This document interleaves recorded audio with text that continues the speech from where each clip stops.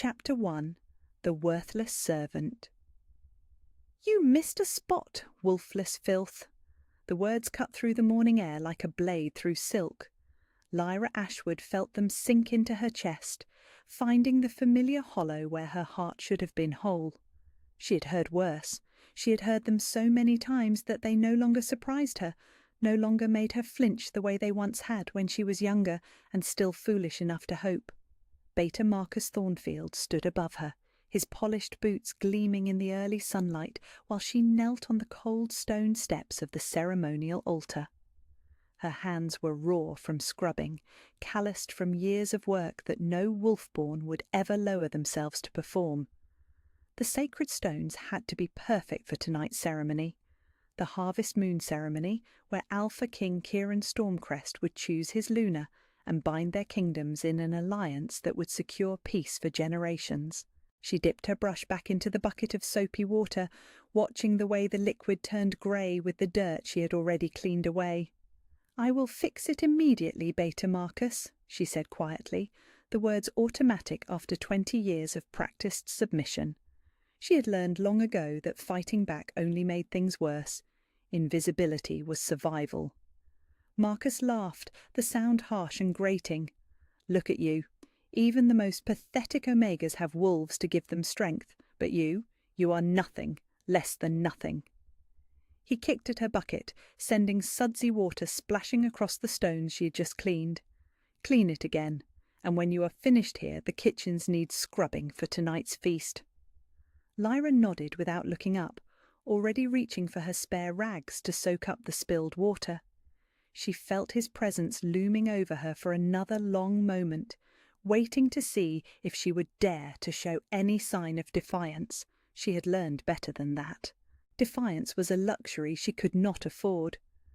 When his footsteps finally faded away across the courtyard, she allowed herself one small breath of relief. The morning was still early, the sun barely cresting the mountain peaks that surrounded the Stormcrest Pack territory.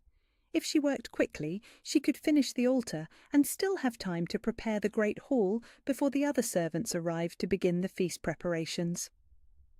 The Harvest Moon ceremony was the most important event of the year. Every pack within 100 miles would send representatives to witness their Alpha King choose his Luna.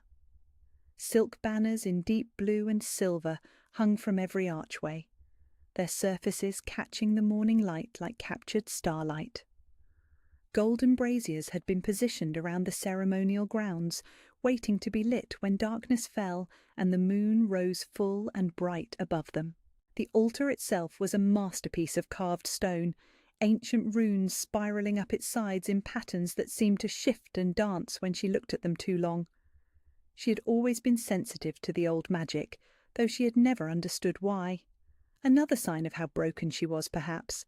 Normal wolves could sense the supernatural energy that flowed through their territory, but she felt nothing from their sacred spaces except a strange tingling that made her skin prickle. She worked in steady silence, her movements efficient and practiced. Scrub, rinse, move to the next section. Scrub, rinse, move again. The repetitive motion was almost meditative, allowing her mind to drift away from the reality of her circumstances to the dangerous territory of imagination. Tonight, wolves would gather in their finest clothes to witness a love story that would be told for generations. The Alpha King would look across the assembled crowd, and his wolf would recognize his destined mate, the bond snapping into place like a key turning in a lock. They would complete the ancient ritual under the full moon, their souls binding together in golden light while their pack howled their blessing to the stars. She had always wondered what it would feel like to have someone look at her that way, to be seen, truly seen, instead of looked through as if she did not exist. But such thoughts were foolish indulgences. She was wolfless, mateless, worthless. The moon goddess had overlooked her entirely when distributing blessings, and no amount of wishing would change that fundamental truth. "Well, well, what do we have here?" The voice was silk and honey poured over steel. Lady Seraphina Blackthorn descended the ceremonial steps like a goddess gracing the mortal world with her presence. Her silver hair caught the sunlight and threw it back in brilliant waves, her ice-blue eyes as cold and beautiful as winter stars. She wore a gown of midnight blue silk that hugged every perfect curve, the fabric so fine it seemed to flow like water around her tall, elegant form. Lyra scrambled to her feet, clutching her cleaning rags against her chest. "My lady, I was just finishing the altar cleaning. I can move to another area if you prefer." "Oh, do not stop on my account." Seraphina's smile was sharp as a blade. "I was simply admiring the view. It is fitting, is it not? The wolfless servant scrubbing the stones where I will soon stand as Lunar Queen." The words should have hurt. They were designed to hurt, carefully crafted to remind Lyra of exactly where she stood in the pack hierarchy. Instead, she felt only the familiar numbness that had protected her for so many years. "Congratulations on your upcoming ceremony, my lady." Seraphina laughed, the sound like silver bells ringing in a winter storm. "How gracious of you. I suppose even creatures like you can appreciate beauty when you see it." She stepped closer, her supernatural presence washing over Lyra like a wave of ice-cold power. "Tell me, little mouse, do you ever wonder what it would be like? To be wanted? To be chosen?" Lyra kept her eyes fixed on the ground. "I do not think of such things, my lady." "Of course you do not. How could you? The moon goddess made it very clear what she thinks of you when she denied you even the most basic gift of a wolf." Seraphina reached out and lifted Lyra's chin with one perfectly manicured finger, forcing her to meet those cold, beautiful eyes. "But I want you to watch tonight. I want you to see what a real woman looks like when she claims her rightful place." Before Lyra could respond, the air in the courtyard changed.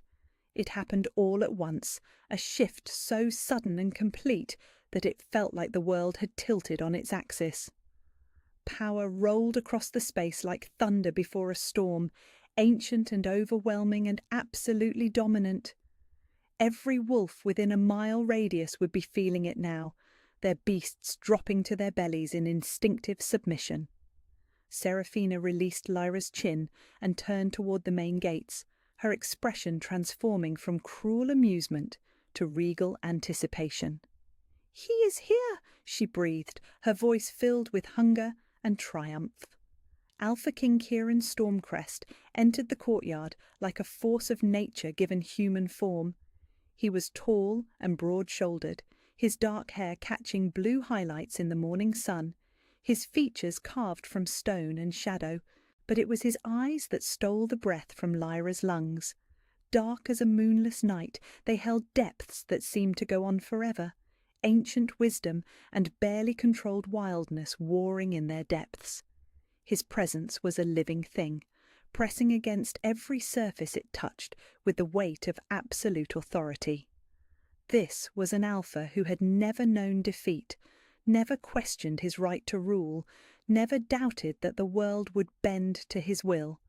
He wore that power like other men wore clothing, natural and unthinking and completely devastating. Lyra should have dropped her eyes, should have pressed herself against the wall and tried to become invisible, the way she always did when anyone important entered her space. Instead, she found herself frozen in place, watching him with a fascination that bordered on stupidity.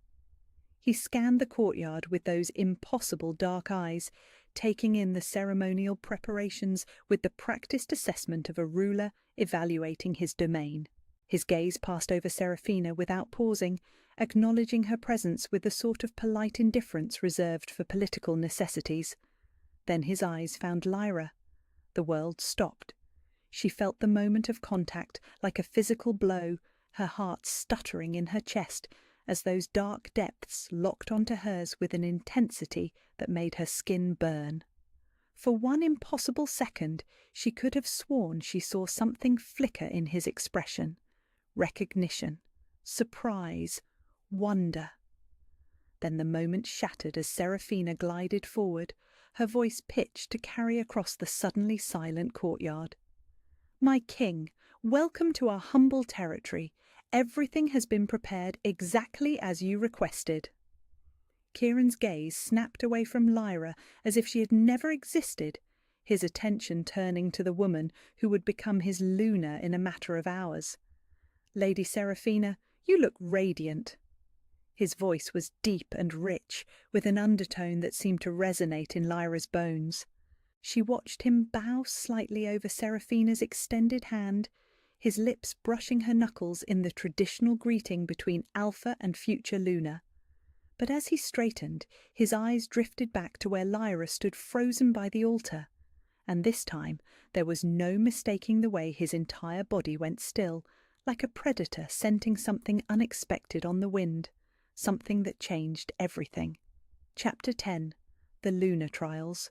The amphitheatre carved into the mountainside had not hosted lunar trials in over a century, but the ancient stones seemed to remember their purpose as hundreds of wolves gathered in the natural seats that rose in perfect tiers toward the star-filled sky. Torches blazed at intervals around the circular space, casting dancing shadows that made the carved runes in the walls pulse with their own inner light. The air thrummed with supernatural tension as two kingdoms held their breath, waiting to discover which woman would claim the right to rule beside their alpha king.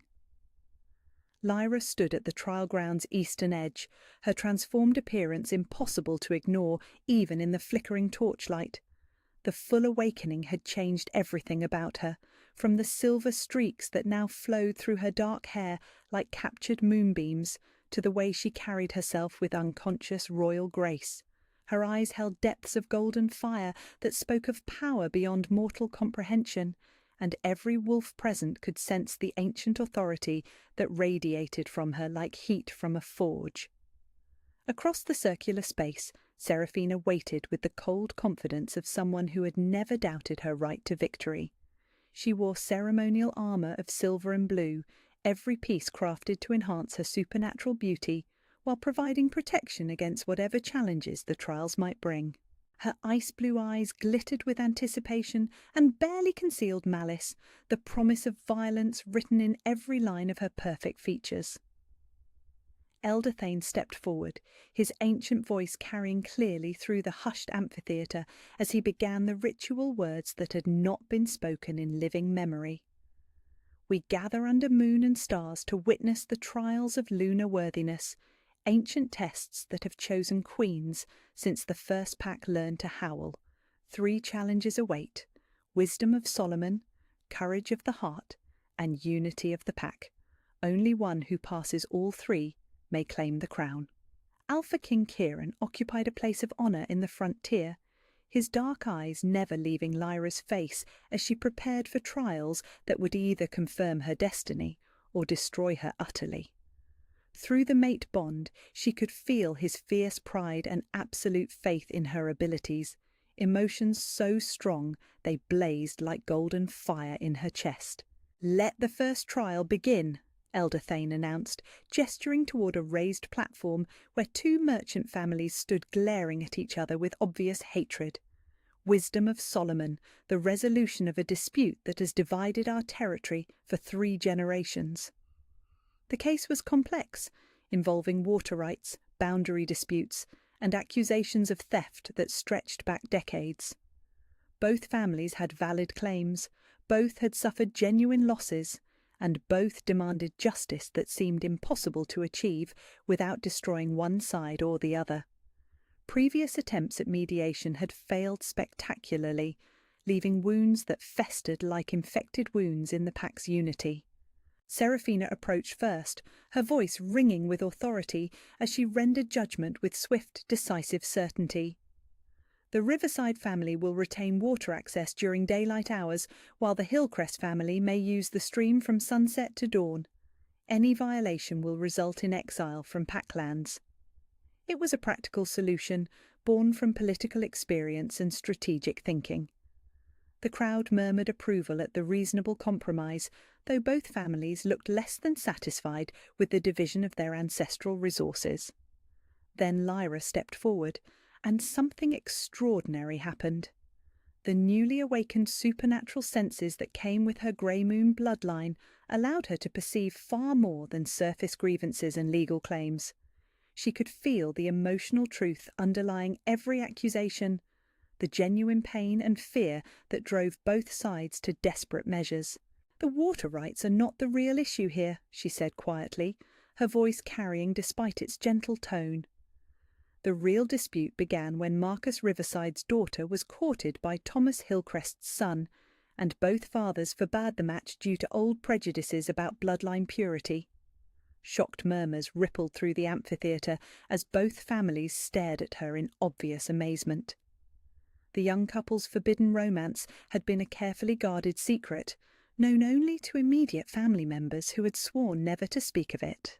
"The water dispute is a manifestation of deeper wounds," Lyra continued, her golden eyes blazing with certainty born from supernatural perception. "Heal the true injury, and the surface problems resolve themselves." She turned to address both patriarchs directly. "Your children love each other. Your grandchildren deserve to know both sides of their heritage. End this feud with a wedding, not a division of resources that will only breed new resentment."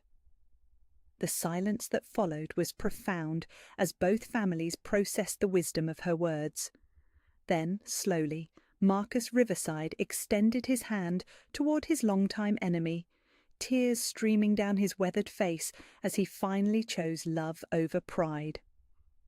"The first trial is completed," Elder Thane announced, his voice thick with wonder at the elegant solution. "Wisdom demonstrated through heartsight rather than mere law." The second trial began immediately, testing courage through direct action rather than thoughtful deliberation. Word had reached the amphitheatre that a group of rogue wolves had kidnapped several pack children, holding them hostage in the abandoned copper mines that honeycombed the eastern mountains. Both lunar candidates would have 1 hour to retrieve the children safely, with success measured not by speed, but by the preservation of innocent lives. Seraphina departed with a contingent of warriors, her approach straightforward and militaristic. She would overwhelm the rogues with superior force, crush any resistance, and extract the children through tactical superiority. It was a sound strategy that played to her strengths as a trained combatant and natural leader. Lyra chose a different path entirely. Her awakened wolf could sense the emotional signature of every supernatural being within miles, including the desperate rogues who had resorted to kidnapping out of starvation rather than malice. They were outcasts, wolves who had been exiled from their birth packs for minor infractions and had banded together for survival in the harsh wilderness. The children they held were not victims of cruelty, but bargaining chips in a desperate attempt to win acceptance back into pack society. She approached the mine entrance alone, her massive silver wolf form moving with fluid grace through shadows that seemed to part before her like living curtains. When she encountered the first sentry, she did not attack or attempt to slip past unnoticed. Instead, she commanded him to submit. The Grey Moon bloodline carried abilities that had been lost to legend, powers that went far beyond enhanced strength or supernatural speed. Her royal heritage allowed her to compel obedience from any wolf, regardless of their pack affiliation or personal loyalty. It was the ability that had made her ancestors feared across the supernatural world, the power that had led to their extermination by wolves who valued their own free will above royal authority. One by one, the rogues laid down their weapons and bared their throats in helpless submission to power they could not resist. But instead of punishing them for their desperation, Lyra offered something they had never expected to receive again: redemption. "You are hungry," she said simply, her voice carrying the absolute authority of a queen addressing her subjects. "You are alone. You have been cast out for crimes that pale beside the forgiveness I offer now." She gestured toward the pack children, who watched the proceedings with wide-eyed amazement instead of terror. "Release them unharmed, and I will grant you sanctuary in our territory. Swear loyalty to our Alpha King, and you will never know hunger or exile again." The rogue leader, a scarred female who had clearly suffered more than her share of hardship, stared at Lyra with desperate hope, warring against learned caution. "You would take in outcasts? Wolves that other packs deemed unworthy?" I would welcome wolves who remember what it means to be grateful for second chances, Lyra replied, extending her hand in a gesture of peace rather than dominance. I would offer belonging to those who understand the value of family. The children were released without violence, without bloodshed, without the trauma that would have scarred them for life. More than that, the pack gained 7 new members who would serve with absolute loyalty born from genuine gratitude rather than forced submission. When both lunar candidates returned to the amphitheatre, the contrast could not have been more stark. Serafina arrived with the children she had successfully rescued, but also with wounded warriors and traumatized young ones who flinched at loud noises. Her victory had come at a cost that would be felt for generations. Lyra arrived with the same children, but also with 7 former rogues who knelt before Alpha King Kieran and swore oaths of fealty with tears of joy streaming down their faces. Her triumph had expanded the pack rather than diminishing it, added strength instead of spending it. "The second trial is completed," Elder Thane announced, his ancient voice filled with growing amazement. Courage demonstrated through compassion rather than mere force. The third and final trial would test unity of the pack, the ability to call wolves to willing service rather than compelled obedience. It was the most challenging of the ancient tests, requiring a lunar candidate to demonstrate that she could inspire loyalty across territorial and bloodline boundaries. The traditional version required summoning 50 wolves within a single hour, drawing them from the surrounding territories through supernatural charisma and political authority. It was a test that Serafina should have dominated, given her political connections and established alliances, but Lyra's awakened bloodline changed the rules of what was possible. Her howl began softly, barely audible above the evening breeze that stirred through the amphitheatre, but it carried undertones of power that resonated in the supernatural frequencies only wolves could hear, a call that reached across hundreds of miles to touch every lupine heart that still remembered the glory days when Grey Moon royalty had ruled with wisdom and strength.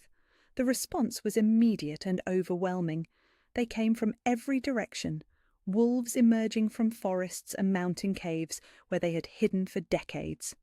Ancient wolves who had served her grandparents, young wolves who had only heard Grey Moon legends in whispered bedtime stories, even lone wolves who had never sworn allegiance to any pack but recognized royal authority when it called to their souls.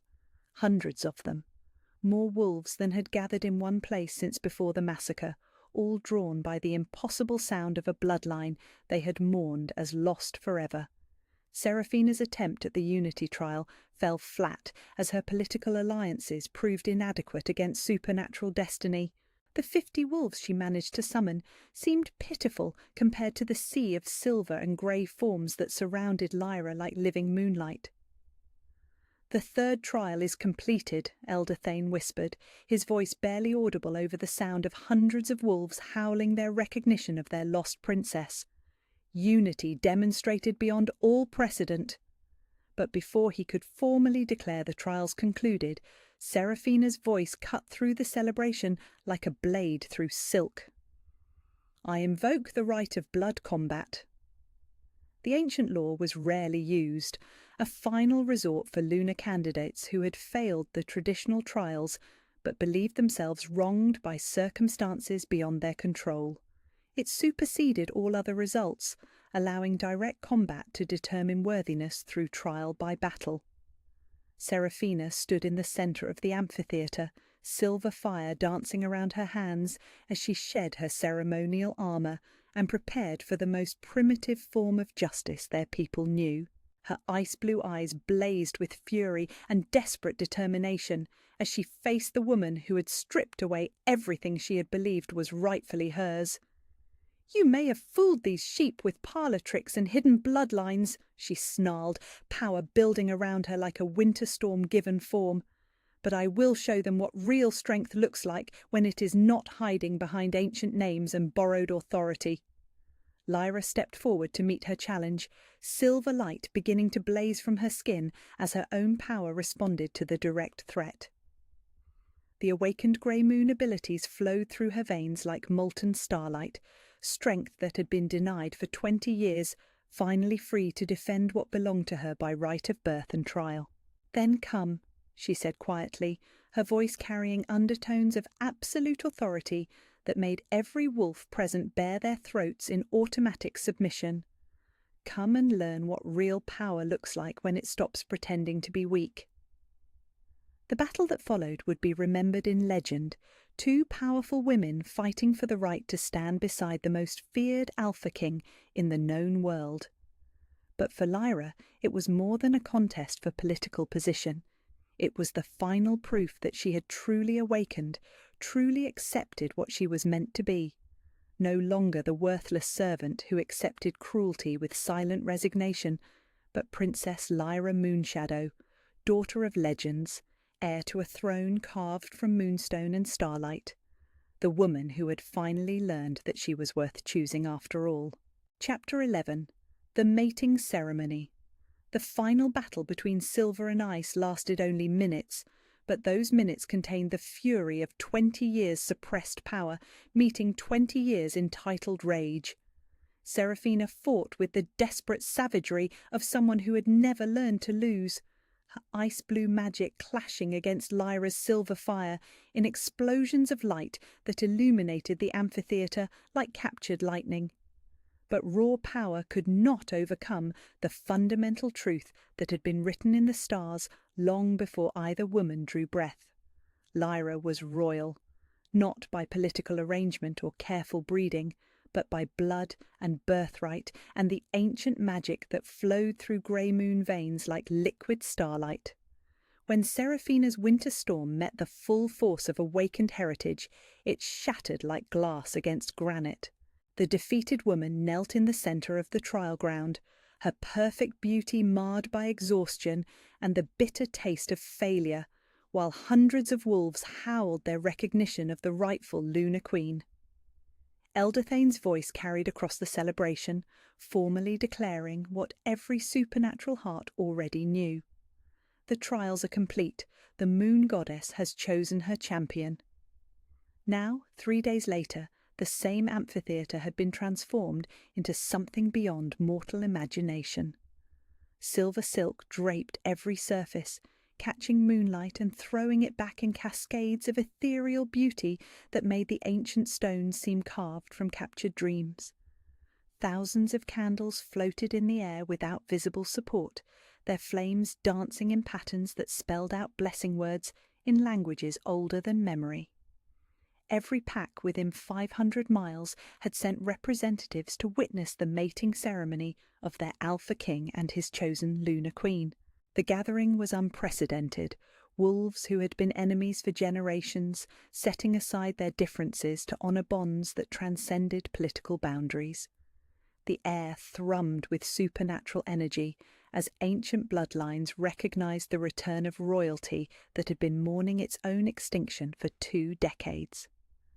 Lyra stood at the ceremonial platform's heart, transformed beyond recognition from the broken servant who had scrubbed floors and accepted cruelty with silent resignation.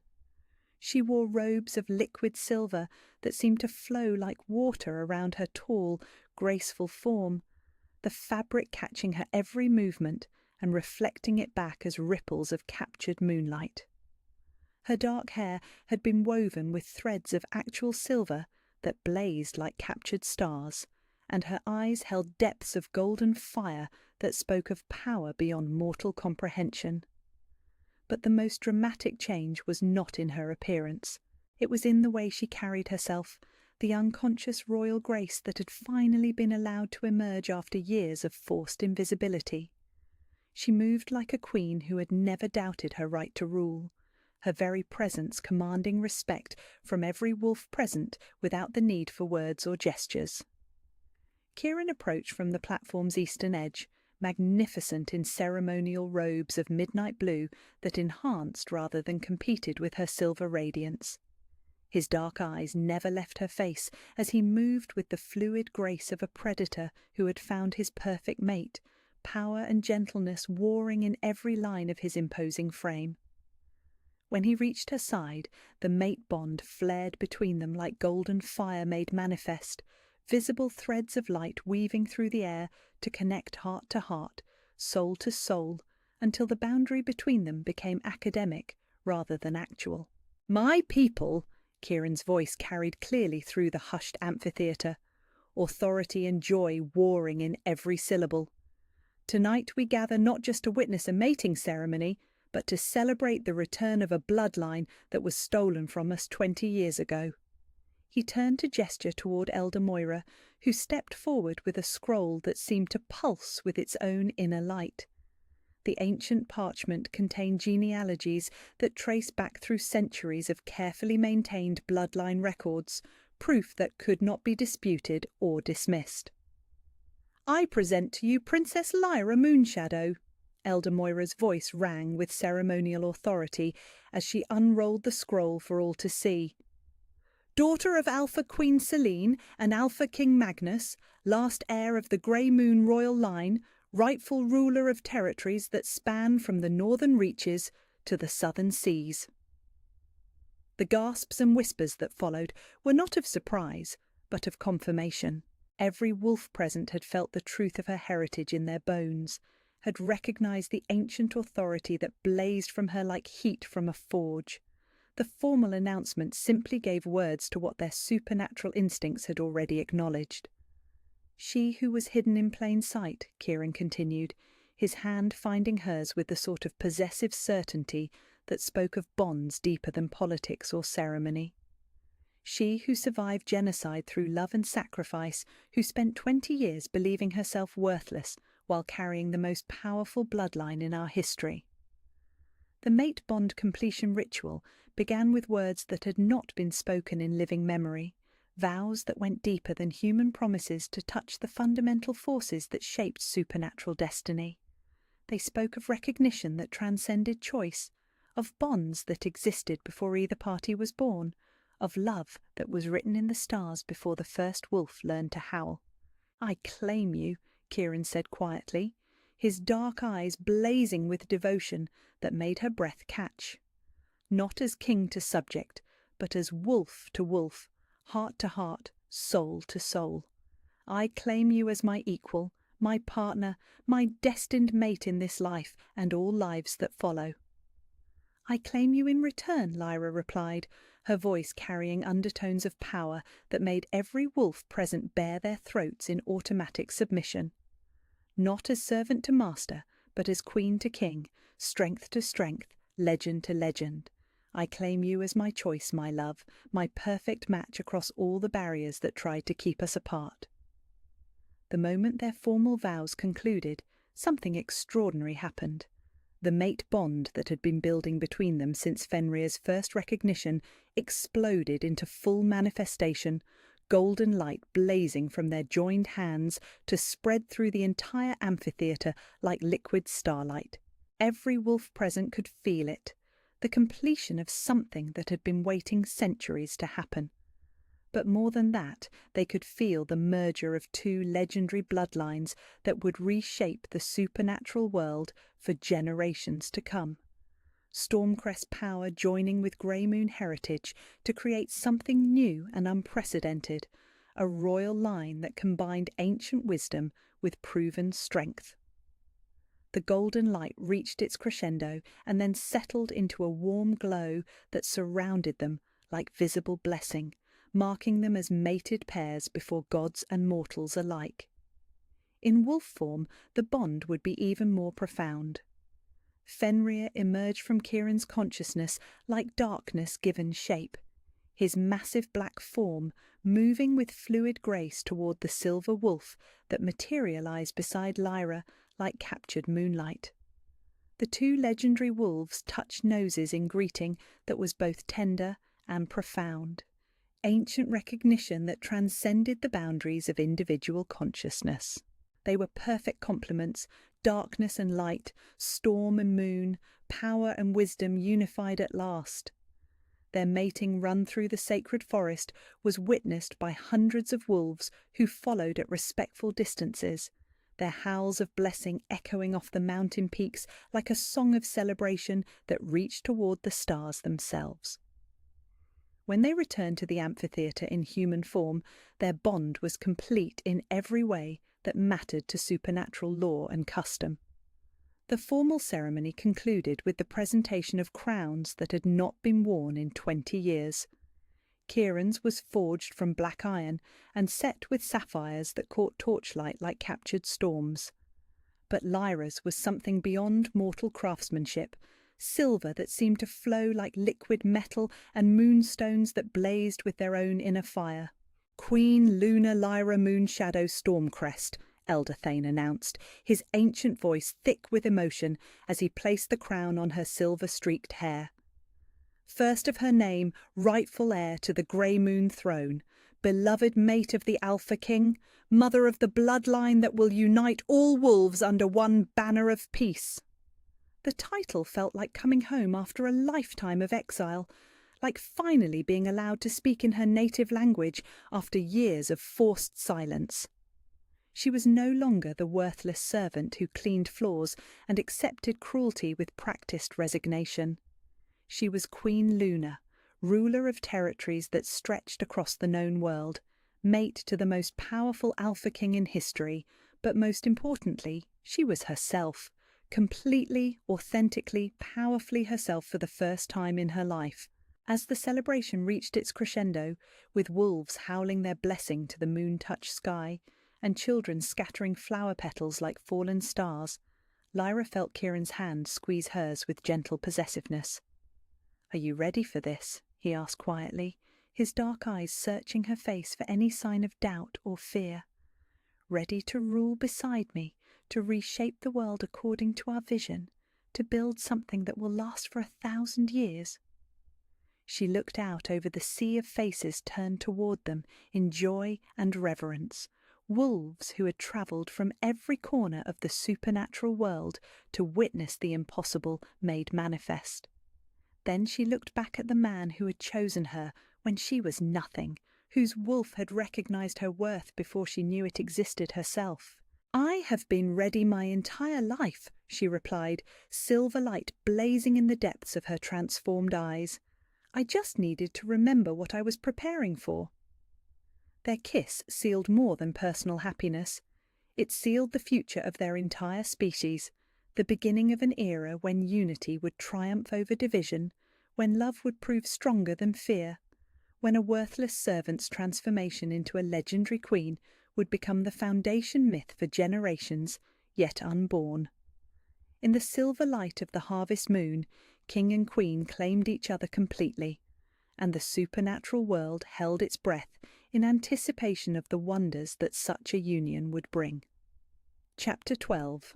The Queen's Crown. 6 months had transformed the world in ways that would have seemed impossible to imagine when Lyra Ashwood first knelt on cold stone steps, scrubbing ceremonial altars while accepting casual cruelty as the natural order of things. Now Queen Luna Lyra Moonshadow Stormcrest stood in the royal chambers of the palace she had once cleaned as a servant, her hand resting on the gentle curve of her growing belly while silver-streaked hair caught the morning sunlight like captured starlight. The pregnancy had been announced 3 weeks ago, sending ripples of joy and celebration across territories that now flew the unified banner of Stormcrest and Grey Moon. The child she carried would be heir to the most powerful supernatural bloodline in recorded history, living proof that love could indeed triumph over the careful political calculations that had once seemed so unbreakable. "You are glowing this morning," Kieran's voice carried warmth and wonder as he entered their private chambers, moving with the fluid grace that never failed to make her pulse quicken, despite the months of marriage that should have made such reactions routine. "I am happy," she replied simply, turning from the great window that overlooked the territory she now ruled with wisdom earned through 20 years of understanding what it meant to be powerless. "Happier than I ever imagined possible when I believed I was nothing more than a broken servant with no wolf to call her own." He moved to stand behind her, his arms coming around her waist to cradle the evidence of their love, with hands that had once commanded armies, but now trembled with gentle reverence whenever they touched the life growing within her. Through the mate bond that connected them more intimately than shared breath, she could feel his overwhelming joy and fierce protectiveness, emotions so pure they brought tears to her eyes. "Do you ever regret it?" The question surprised them both, vulnerability bleeding through her transformed confidence like sunlight through storm clouds. "Do you ever wonder what might have been different if Fenrir had chosen Seraphina instead? If you had been allowed to follow duty instead of destiny?" Kieran's laugh was rich with genuine amusement, his lips brushing against the sensitive spot behind her ear that always made her shiver with awareness. "Never. Not once, not even in my darkest moments of doubt." His arms tightened around her, pulling her back against the solid warmth of his chest. "How could I regret finding my perfect match? How could I wish away the woman who taught me that love and strength are not mutually exclusive but complementary forces?" The view from their balcony stretched across lands that had known more peace in the past 6 months than in the previous 6 decades.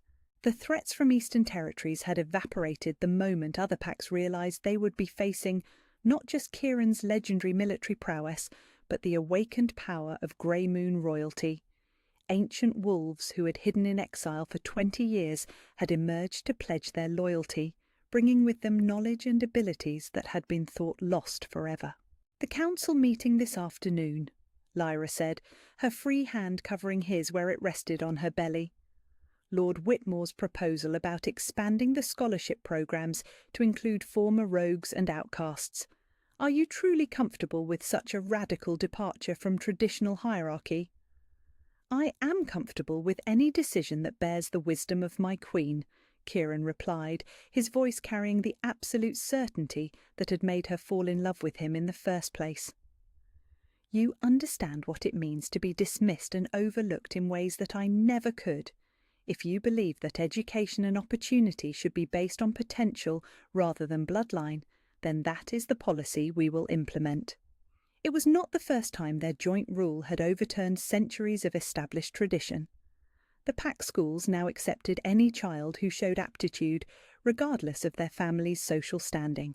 The Royal Guard included former rogues who had proven their loyalty through service rather than birth. Even the council chambers echoed with voices that would never have been heard during the old regimes, wolves who brought fresh perspectives and innovative solutions to problems that had festered for generations. "Sometimes I look around at all of this."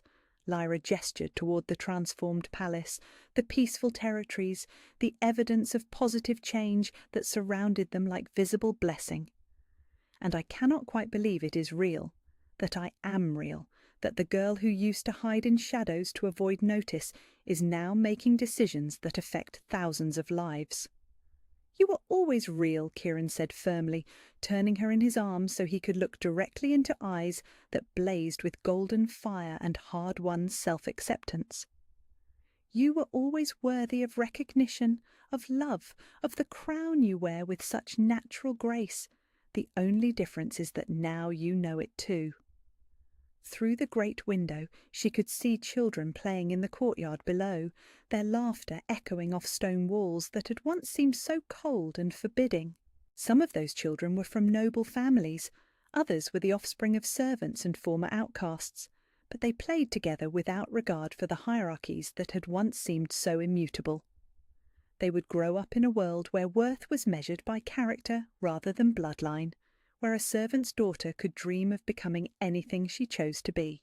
"I want our child to understand something that took me 20 years to learn," Lyra said quietly, her hand moving protectively over the life growing within her. "I want them to know from their first breath that they are valuable simply because they exist, not because of what they might accomplish or how others choose to see them." "They will know," Kieran promised, his own hand joining hers in the protective gesture that had become second nature to them both. "They will grow up surrounded by love and acceptance, never doubting their worth for a single moment." The afternoon brought the usual parade of royal duties, audiences with visiting dignitaries, policy discussions that would shape the future of their territories, and the thousand small decisions that accumulated into the foundation of effective rule. But Lyra found herself thinking not about the immediate responsibilities, but about the transformation that had brought her to this impossible position. 6 months ago she had been nothing, nobody. A wolfless servant who cleaned floors and accepted cruelty with practiced resignation because she had internalized the world's assessment of her fundamental worthlessness. She had believed every insult, accepted every dismissal, carried the weight of other people's prejudices as if they were objective truths about her character. Now she was Queen Luna, ruler of territories that stretched from mountain peaks to ocean shores, mate to the most powerful Alpha King in recorded history, mother to the child who would inherit a legacy built from love rather than political convenience. But the most important change was not in her circumstances or her title or the way others treated her with reverent respect. The most important change was in how she saw herself when she looked in mirrors that no longer reflected brokenness but strength, worthlessness but value, a mistake but a miracle. That evening, as twilight painted the sky in shades of silver and gold, Lyra and Kieran walked together through gardens that bloomed with flowers planted by servants who were now treated as valued members of the Pack family. They paused beside the fountain where she had nearly died from Seraphina's poison, the place that had become the catalyst for her full awakening. "Do you know what I realized today?" Lyra asked, her voice thoughtful, as she watched moonlight dance across water that reflected their joined faces like a promise of forever. "I spent so many years believing that my worth depended on being chosen by someone else, that I could only matter if another person recognized my value and decided I was worth keeping."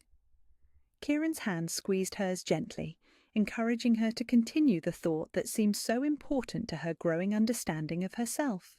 "But that was never true," she continued, silver light beginning to glow softly around her as the grey moon power that ran through her veins responded to emotional truth.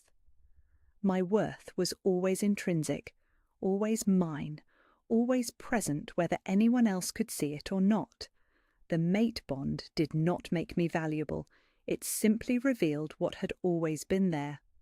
"And what was that?" Kieran asked, though his eyes suggested he already knew the answer. "Someone worth choosing," Lyra replied, her voice filled with the quiet certainty that had replaced 20 years of learned helplessness. "Someone who deserved love not because she was perfect or powerful or politically useful, but because she was herself, completely, authentically, unapologetically herself." They kissed in the moonlight while silver fire danced around them like visible blessing, two people who had found in each other not completion but recognition, not the filling of empty spaces, but the celebration of wholeness that had always existed, waiting patiently for the moment when it would finally be acknowledged and claimed. In the distance, their wolves howled together in harmonies that echoed off the mountain peaks and announced to every supernatural creature within 100 miles that the grey moon bloodline lived on, stronger and wiser for having survived the crucible that had tried to destroy it. The servant girl, who had once believed herself worthless, was gone forever, replaced by a queen who understood that true power came not from dominion over others, but from the courage to love herself exactly as she was. And in that love, she had found the strength to transform not just her own life, but the entire world around her. The future stretched ahead like an unwritten story, full of possibilities that would have seemed impossible when she first knelt on cold stone steps and accepted someone else's assessment of her value. But now she knew better. Now she knew that the girl who had cleaned floors and hidden in shadows had always been a queen, waiting for the right moment to claim her throne. That moment had finally come, and she was ready for whatever wonders it might bring. Chapter 2. The recognition that cannot be. The hours between morning and moonrise passed in a haze of preparation that felt like sleepwalking through a dream. Lyra moved through her tasks with practiced efficiency, but her mind remained trapped in that single moment when the Alpha King's dark eyes had found hers across the courtyard. The way he had gone completely still, like a predator scenting something impossible on the wind. The way the air itself had seemed to thicken between them before Seraphina's voice shattered the spell. She told herself it meant nothing. Men like Kieran Stormcrest did not notice servants, especially broken ones like her. He had probably been looking past her, or through her, the way everyone else did. The recognition she thought she had seen was nothing more than wishful thinking, the desperate fantasy of a wolfless girl who had spent too many years dreaming of being seen. But her hands shook as she arranged the final silk drapes in the great hall, and her heart hammered against her ribs whenever she caught a glimpse of him moving through the palace corridors with his royal guard. As the sun began to set behind the mountain peaks, wolves began to arrive from every corner of the territory. They came in their finest ceremonial garments, the air thick with supernatural energy as hundreds of powerful beings gathered in one place. Alphas and their mates, betas with their carefully arranged political alliances, even lone wolves who had travelled for days to witness their king choose his Luna. Lyra pressed herself against the servants' entrance to the great hall, watching the pageantry unfold from her position in the shadows. The massive space had been transformed into something out of legend, golden braziers casting dancing light across silk banners and polished stone. The ceremonial dais stood at the far end, draped in midnight blue and silver, waiting for the moment when ancient magic would choose the future of their kingdom. Seraphina made her entrance like a conquering goddess, her silver hair braided with pearls and moonstones, her gown a masterpiece of silk and starlight that clung to every perfect curve. She moved with the fluid grace of someone who had never doubted her place in the world, her ice-blue eyes scanning the assembled crowd with the satisfaction of a woman claiming her prize. She was everything Lyra was not, beautiful where Lyra was plain, powerful where Lyra was weak, destined for greatness while Lyra was destined for nothing at all. Looking at her was like staring into the sun, brilliant and painful and impossible to deny. The crowd fell silent as Alpha King Kieran entered the hall, his presence commanding every breath, every heartbeat, every thought in the massive space. He wore ceremonial robes of deep blue, trimmed with silver thread, the colours of his house displayed with quiet pride rather than ostentation. But it was not the finery that made him magnificent. It was the way he carried himself, the absolute certainty in every step, the ancient wildness that lurked just beneath his controlled exterior. He took his place on the dais, his dark eyes sweeping across the gathered wolves with the sort of assessment that missed nothing and forgave less. When his gaze passed over the servants' area, where Lyra stood hidden in shadows, she could have sworn it lingered for just a moment longer than necessary. Elder Thane stepped forward, his voice carrying clearly through the hushed hall. "We gather under the light of the harvest moon to witness the choosing of our Lunar Queen. The ancient rites demand that our Alpha's wolf select his mate from among the worthy, that the bond be recognised and blessed by the moon goddess herself." Murmurs of agreement rippled through the crowd. This was how it had always been done, how it would always be done. The supernatural bond between destined mates was sacred, unbreakable, recognised by forces far older than any mortal kingdom. "Let the ceremony begin." Alpha King Kieran closed his eyes, his powerful frame going completely still as he reached for the wild heart that beat beneath his human facade. The air in the hall grew thick with anticipation, hundreds of supernatural beings holding their breath as their king prepared to shift. The transformation began slowly, power building like pressure before a storm. His human form blurred at the edges, darkness gathering around him like living shadow.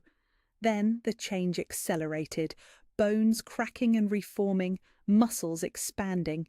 his entire being reshaping into something magnificent and terrible. The wolf that emerged was massive beyond comprehension, black as a moonless night with eyes like molten gold. Fenrir, the legendary wolf of the Stormcrest line, ancient and wise and absolutely dominant. He was larger than any normal wolf, his presence filling the entire hall with primal authority that made every other supernatural being want to bare their throats in submission. Seraphina stepped forward with practiced grace, her chin lifted proudly as she waited for the great wolf to approach and recognize her as his destined mate. The political alliance between their houses depended on this moment, the future of both kingdoms hanging in the balance of supernatural recognition. Fenrir's golden eyes swept across the assembled crowd, taking in every face, every scent, every heartbeat. His massive head turned towards Seraphina, and for a moment it seemed as though he would pad forward and fulfill everyone's expectations. Instead, he dismissed her entirely. The great wolf's attention moved past the beautiful noblewoman as if she were invisible, his ancient gaze searching for something else entirely. Something that called to him with a voice older than ceremony, stronger than politics, more powerful than the careful arrangements of mortal kingdoms. A collective gasp rippled through the hall as Fenrir began to move. Not toward the dais where the worthy candidates waited, but toward the shadows at the edge of the great space, toward the servants' entrance where Lyra stood frozen in growing horror. "No!" she breathed, the word barely a whisper as the massive wolf approached with predatory focus. "No, this cannot be happening." But Fenrir paid no attention to her protests, her denials, her desperate attempts to press herself further back into the shadows. He padded through the crowd of shocked nobles as if they did not exist, his golden eyes locked on her terrified face with an intensity that made her skin burn. When he reached her, the great wolf simply sat. His massive form settled at her feet like he belonged there, like he had been waiting his entire existence for this single moment. His golden eyes never left her face, ancient wisdom and absolute certainty shining in their depths. The silence in the great hall was deafening. Fenrir! Kieran's voice cut through the shocked stillness like a blade, authority and desperation warring in the single word. "Return to me." The command echoed off the stone walls with the force of an alpha's will, backed by bloodline magic and royal authority. Any wolf in the kingdom would have obeyed instantly, compelled by power that brooked no defiance. Fenrir did not move. "Return to me, Fenrir!" This time the command was a roar that made the braziers flicker and the silk banners tremble. Raw power flooded the hall, pressing against every supernatural being present with crushing force. Still, the great wolf remained exactly where he was, his massive head now pressed against Lyra's trembling hand with gentle insistence. She stared down at him in absolute terror, her mind refusing to process what was happening. This was impossible. She was nothing, nobody, worthless. She had no wolf of her own, no power, no claim to recognition from anyone, let alone the legendary Fenrir. "This is a mistake," she whispered, her voice barely audible over the shocked murmurs beginning to ripple through the crowd. I cannot be." But Fenrir's response was to press his great head more firmly against her palm, his golden eyes closing in what looked almost like contentment, as if he had been searching for her his entire life and had finally found exactly where he belonged. Seraphina's voice cut through the chaos like shattered ice. "What is the meaning of this?" Her beautiful face was twisted with rage and disbelief, silver light beginning to dance around her fingers as her power responded to her emotional state. "That creature has no wolf. She cannot be chosen by anyone." "The wolf has made his choice." Elder Thane's voice was carefully neutral, but Lyra could see the shock in his ancient eyes as he stared at the impossible scene. "The bond recognizes what it will." "The bond recognizes nothing!" Lord Blackthorn stepped forward, his face dark with political fury. This is some sort of trick, some manipulation. My daughter is the chosen Luna. The alliance depends on it." But even as he spoke, everyone present could see the truth written in Fenrir's absolute stillness, his complete refusal to acknowledge anyone except the terrified servant girl at whose feet he sat like a devoted guardian. Alpha King Kieran stepped down from the dais, his human form moving with the fluid grace of barely contained wildness. His dark eyes were fixed on his wolf, confusion and wonder, and something that looked almost like recognition flickering across his features. "Fenrir has never defied me," he said quietly, his voice carrying despite its low tone. "In 500 years he has never refused a direct command." He approached slowly, his gaze moving between his ancient wolf and the girl who trembled beneath Fenrir's protective attention. When he was close enough to touch, he stopped, studying Lyra's face with an intensity that made her want to disappear entirely. "What is your name?" The question was gentle, but it carried the weight of absolute authority. "Lyra," she whispered, her voice breaking on the single syllable. "Lyra Ashwood." "Lyra?" He repeated her name like he was tasting it, testing how it felt on his tongue. "And you truly have no wolf?"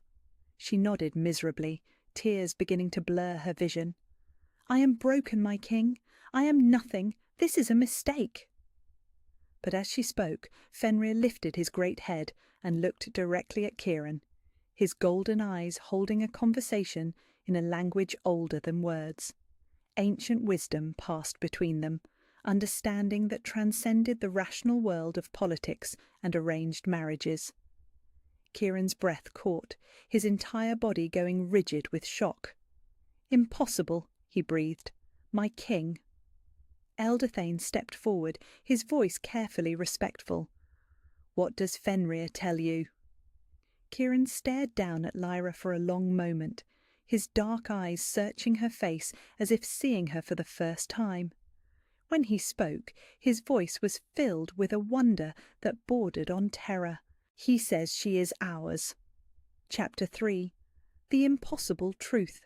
The great hall emptied with supernatural speed after Kieran's quiet command. Nobles who had come expecting a political celebration fled like shadows before dawn, their shocked whispers echoing off stone walls as they retreated to spread gossip about the impossible recognition. Even the servants vanished, leaving only the scent of fear and confusion lingering in the massive space. Lyra stood frozen beside the ceremonial dais, Fenrir's massive form still pressed against her side like a living wall of protection. The great wolf had not moved since his shocking choice, his golden eyes alert and watchful as his human counterpart paced the length of the hall with predatory restlessness. Seraphina had departed with her father's political delegation, but not before delivering a look of such pure hatred that Lyra felt it like ice water in her veins. The promise of retribution burned in those beautiful blue eyes, a silent vow that this humiliation would not go unanswered. Now there was only silence, heavy and suffocating, broken only by the soft pad of Kieran's bare feet against polished stone. He had not shifted back to human form completely, she realized. His wolf lurked just beneath his skin, evident in the fluid grace of his movements, the preternatural stillness when he paused, the way his dark eyes seemed to glow with inner fire. He was caught between worlds, neither fully man nor beast, as if Fenrir's defiance had shattered some fundamental balance within him. "Do you understand what has happened here tonight?" His voice was rough, deeper than it had been before, touched with the wild edge of his other half. Lyra shook her head, not trusting her voice to work properly. She understood nothing, except that her world had tilted completely off its axis in the space of a single heartbeat.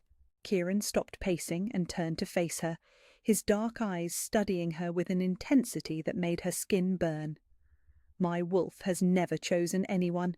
In 5 centuries of existence, Fenrir has remained alone, unmated, untouched by the bonds that tie other wolves to their destiny." He took a step closer, and she caught his scent on the air between them, Pine and winter storms and something wild that made her pulse stutter. Tonight he chose you, but I am nothing. The words tumbled out before she could stop them, 20 years of learned worthlessness bleeding through in her broken whisper. I am nobody, wolfless. I cannot be chosen by anyone because there is nothing in me worth choosing. Something flickered in his expression, too fast for her to identify. Is that what you believe? It is what I know. Her hands clenched into fists at her sides, nails digging into her palms hard enough to draw blood. I have spent my entire life being told what I am, broken, defective, less than the dirt beneath a real wolf's feet. She looked up at him then, meeting those impossible dark eyes with desperate honesty. I do not know why your wolf chose me, but it was a mistake. It has to be. Kieran was quiet for a long moment, his gaze never leaving her face. When he spoke again, his voice was softer, almost gentle. Fenrir does not make mistakes. Then explain it to me. The words came out sharper than she intended, desperation making her brave enough to challenge the most powerful alpha in the known world. Explain how a wolfless servant could possibly be the destined mate of a legendary wolf. Explain how the moon goddess could be so cruel as to give you a broken bond that will only bring shame to your kingdom. Instead of answering, he stepped closer.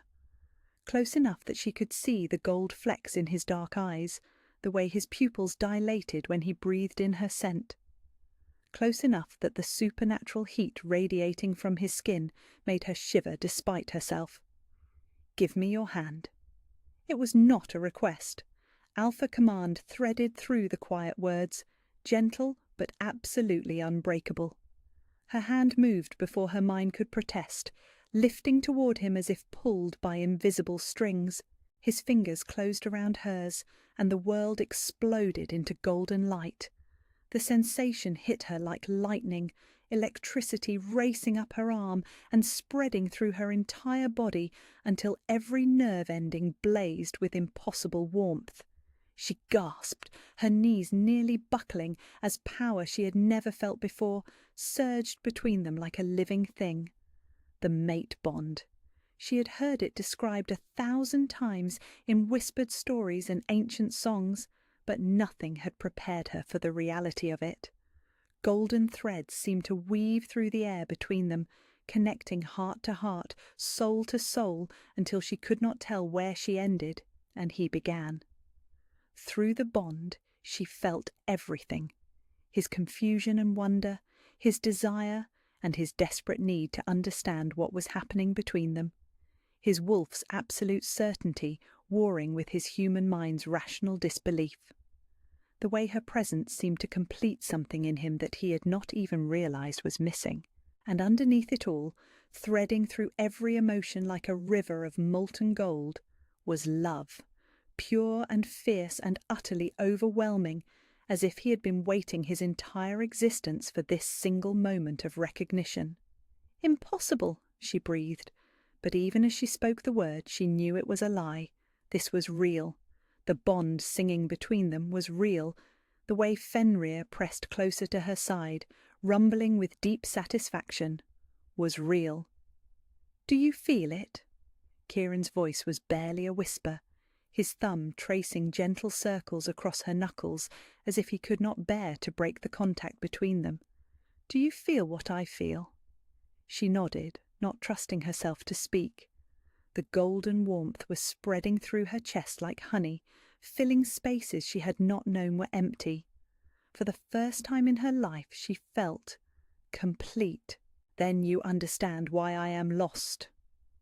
His free hand lifted to cup her cheek, his touch infinitely gentle despite the calluses earned from years of wielding weapons in defence of his kingdom. I feel the bond. My wolf recognizes you as ours, has claimed you before witnesses in a way that cannot be undone. But I do not understand how this is possible. Lyra leaned into his touch despite herself, her eyes fluttering closed as warmth spread from the point of contact. Neither do I. A king cannot mate a wolfless servant. The words were spoken with quiet desperation, as if he were trying to convince himself as much as her. The political ramifications alone would destroy everything I have worked to build. The alliance with the Blackthorn Pack was supposed to secure peace with the Eastern Territories. Without it, we face war within a moon's cycle. The golden warmth in her chest began to freeze, ice spreading through her veins as reality crashed back down around them. Of course, she had allowed herself to hope for the space of a heartbeat, had let the impossible bond between them make her believe that she might actually be worth something. But she was still nobody, still nothing, still the wolfless servant who would bring nothing but shame and political ruin to the man fate had cruelly chosen for her. She tried to pull her hand free from his, but his fingers tightened around hers, refusing to let her retreat. "I am sorry," she whispered, tears beginning to blur her vision. "I am so sorry that your wolf chose someone like me. I never wanted to cause problems for you or your kingdom." "Do not apologize for what you cannot control." His voice was fierce now, edged with a protectiveness that made her breath catch. "This is not your fault." "But it is my burden to bear." She looked up at him through her tears, memorizing the planes of his face, the way the torchlight caught in his dark hair, the impossible gentleness in eyes that had commanded armies. "I will leave tonight, disappear into the wilderness where no one will ever find me. Your wolf will forget me eventually, and you can choose a proper Luna who will bring honor to your kingdom instead of shame." The growl that rumbled from his chest was pure animal, Fenrir's displeasure at her suggestion bleeding through into his human form. "You will not leave. I have to—" "You will not leave," he repeated, his voice dropping into the register of absolute command that brooked no argument. "I will not allow it." "Then what do you propose?" The question came out broken, desperate. How do we resolve something that has no resolution? How do we honour a bond that cannot exist? Kieran was quiet for a long moment, his thumb still tracing gentle patterns across her skin, as if he could not bear to stop touching her. When he spoke, his voice was filled with a determination that seemed to surprise him as much as her. "We find another way. There is no other way. There is always another way." He stepped closer, close enough that she could feel the heat radiating from his skin, could see her own reflection in the dark depths of his eyes. "I have spent 300 years believing that duty comes before desire, that a king's personal happiness matters less than his kingdom's needs. But standing here with you, feeling what I feel—" He paused, his jaw working as if the words were being torn from somewhere deep in his chest. "I cannot simply let you walk away." "Even if keeping me destroys everything you have built?" "Even then." The admission seemed to shock him, but he did not take it back. "My wolf has made his choice. Perhaps it is time I learned to trust his wisdom over my own." Hope fluttered in her chest like a caged bird testing its wings, dangerous and beautiful, and almost certainly doomed. "The political marriage can go to hell." The curse was delivered with quiet vehemence that made her eyes widen. "Let the Eastern Territories come. Let them bring their armies and their threats. I will not mate a woman I do not want, while my true mate stands before me." "You do not know me." The protest was weak, but she had to try, had to give him one more chance to see reason before they both stepped off the edge of a cliff with no way back. "You know nothing about me except that I clean floors, and your wolf has claimed me for reasons neither of us understands. Then help me learn." His hand tightened on hers, the bond between them pulsing with golden warmth that made her knees weak. "Help me understand what Fenrir sees in you that the rest of the world has missed." She stared up at him, searching his face for any sign that this was some sort of elaborate, cruel joke. But there was only sincerity in his dark eyes, genuine desire to know her, to understand the impossible connection that had formed between them. "I do not even know where to begin." "Begin anywhere." He brought her hand to his lips, pressing a gentle kiss to her knuckles that sent electricity racing up her arm. "We have time, do we?" She gestured toward the empty hall, the abandoned ceremonial preparations, the political chaos they had created with a single moment of supernatural recognition. "Your kingdom expects a lunar queen, not a wolfless servant who does not even know her own worth." "Then perhaps," he said quietly, his eyes never leaving hers, "it is time for me to teach you." Chapter 4. The Rival's Threat. The kitchens were silent at midnight, the massive hearths cold and dark after the evening's chaos. Lyra moved through the familiar space like a ghost, her hands working automatically to clean the abandoned feast preparations while her mind replayed every moment of the impossible ceremony. The way Kieran's fingers had felt against hers, the golden warmth of the mate bond flowing between them like liquid starlight, his promise to find another way, spoken with the quiet determination of a man who had never known defeat.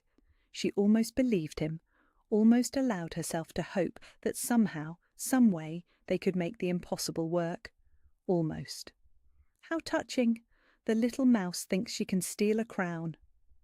Lyra spun around, her heart hammering against her ribs, as Lady Seraphina Blackthorn stepped out of the shadows near the servants' entrance. She had changed from her ceremonial gown into simpler travelling clothes, but nothing could diminish the supernatural beauty that clung to her like armour. Her silver hair caught the moonlight streaming through the high windows, and her ice-blue eyes glowed with predatory intent. "My lady!" Lyra dropped into an automatic curtsy, muscle memory taking over even as fear flooded her system. "I did not realise anyone else was awake at this hour." "Of course you did not."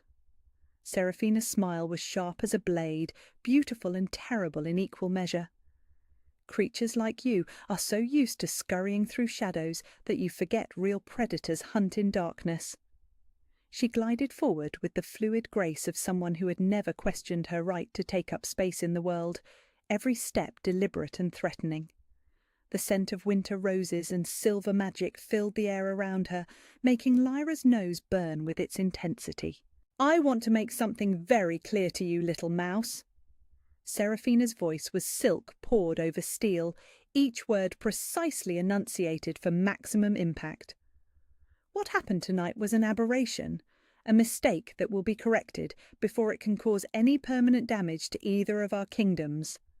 Lyra took a step backward, her hip bumping against the massive preparation table as she tried to maintain distance between them. "I do not understand what you mean, my lady. Do not insult my intelligence with your wide-eyed innocence act." Silver light began to dance around Seraphina's fingers, cold fire that cast eerie shadows across the kitchen walls. "You may have fooled that ancient wolf with whatever trick you used tonight, but you do not fool me. I know exactly what you are." "I am nobody." "You are a problem." The words cracked through the air like a whip, cutting off Lyra's automatic self-denial. "A complication that threatens decades of careful political manoeuvring, an obstacle standing between me and my rightful place as Lunar Queen." The silver light around Seraphina's hands flared brighter, and suddenly the temperature in the kitchen plummeted. Frost began forming on the metal surfaces, and Lyra's breath misted in the suddenly frigid air. "Do you know what happens to obstacles, little mouse?" Lyra shook her head, not trusting her voice to work properly past the terror lodging in her throat. "They disappear." Seraphina stepped closer, her beauty transformed into something predatory and deadly. "Sometimes they have accidents, sometimes they simply vanish into the wilderness, never to be seen again. Sometimes they make the wise choice to remove themselves before more permanent solutions become necessary." The threat was crystal clear, delivered with the casual certainty of someone who had made problems disappear before. Lyra felt the blood drain from her face as the implications sank in. "You cannot possibly believe that Kieran Stormcrest would choose someone like you over someone like me." Seraphina's laugh was like silver bells ringing in a winter storm, beautiful and cold and utterly without mercy. Look at yourself, truly look, and tell me you think you are worthy of a king's attention." Despite herself, Lyra's gaze dropped to her own reflection in the polished metal surface of the preparation table. She saw exactly what she always saw: mousy brown hair that refused to hold any style, pale skin marked with the calluses and small scars of years spent in manual labour, grey eyes that held no special beauty or depth. She was small and unremarkable, the sort of person who faded into backgrounds and was forgotten before she had fully left the room.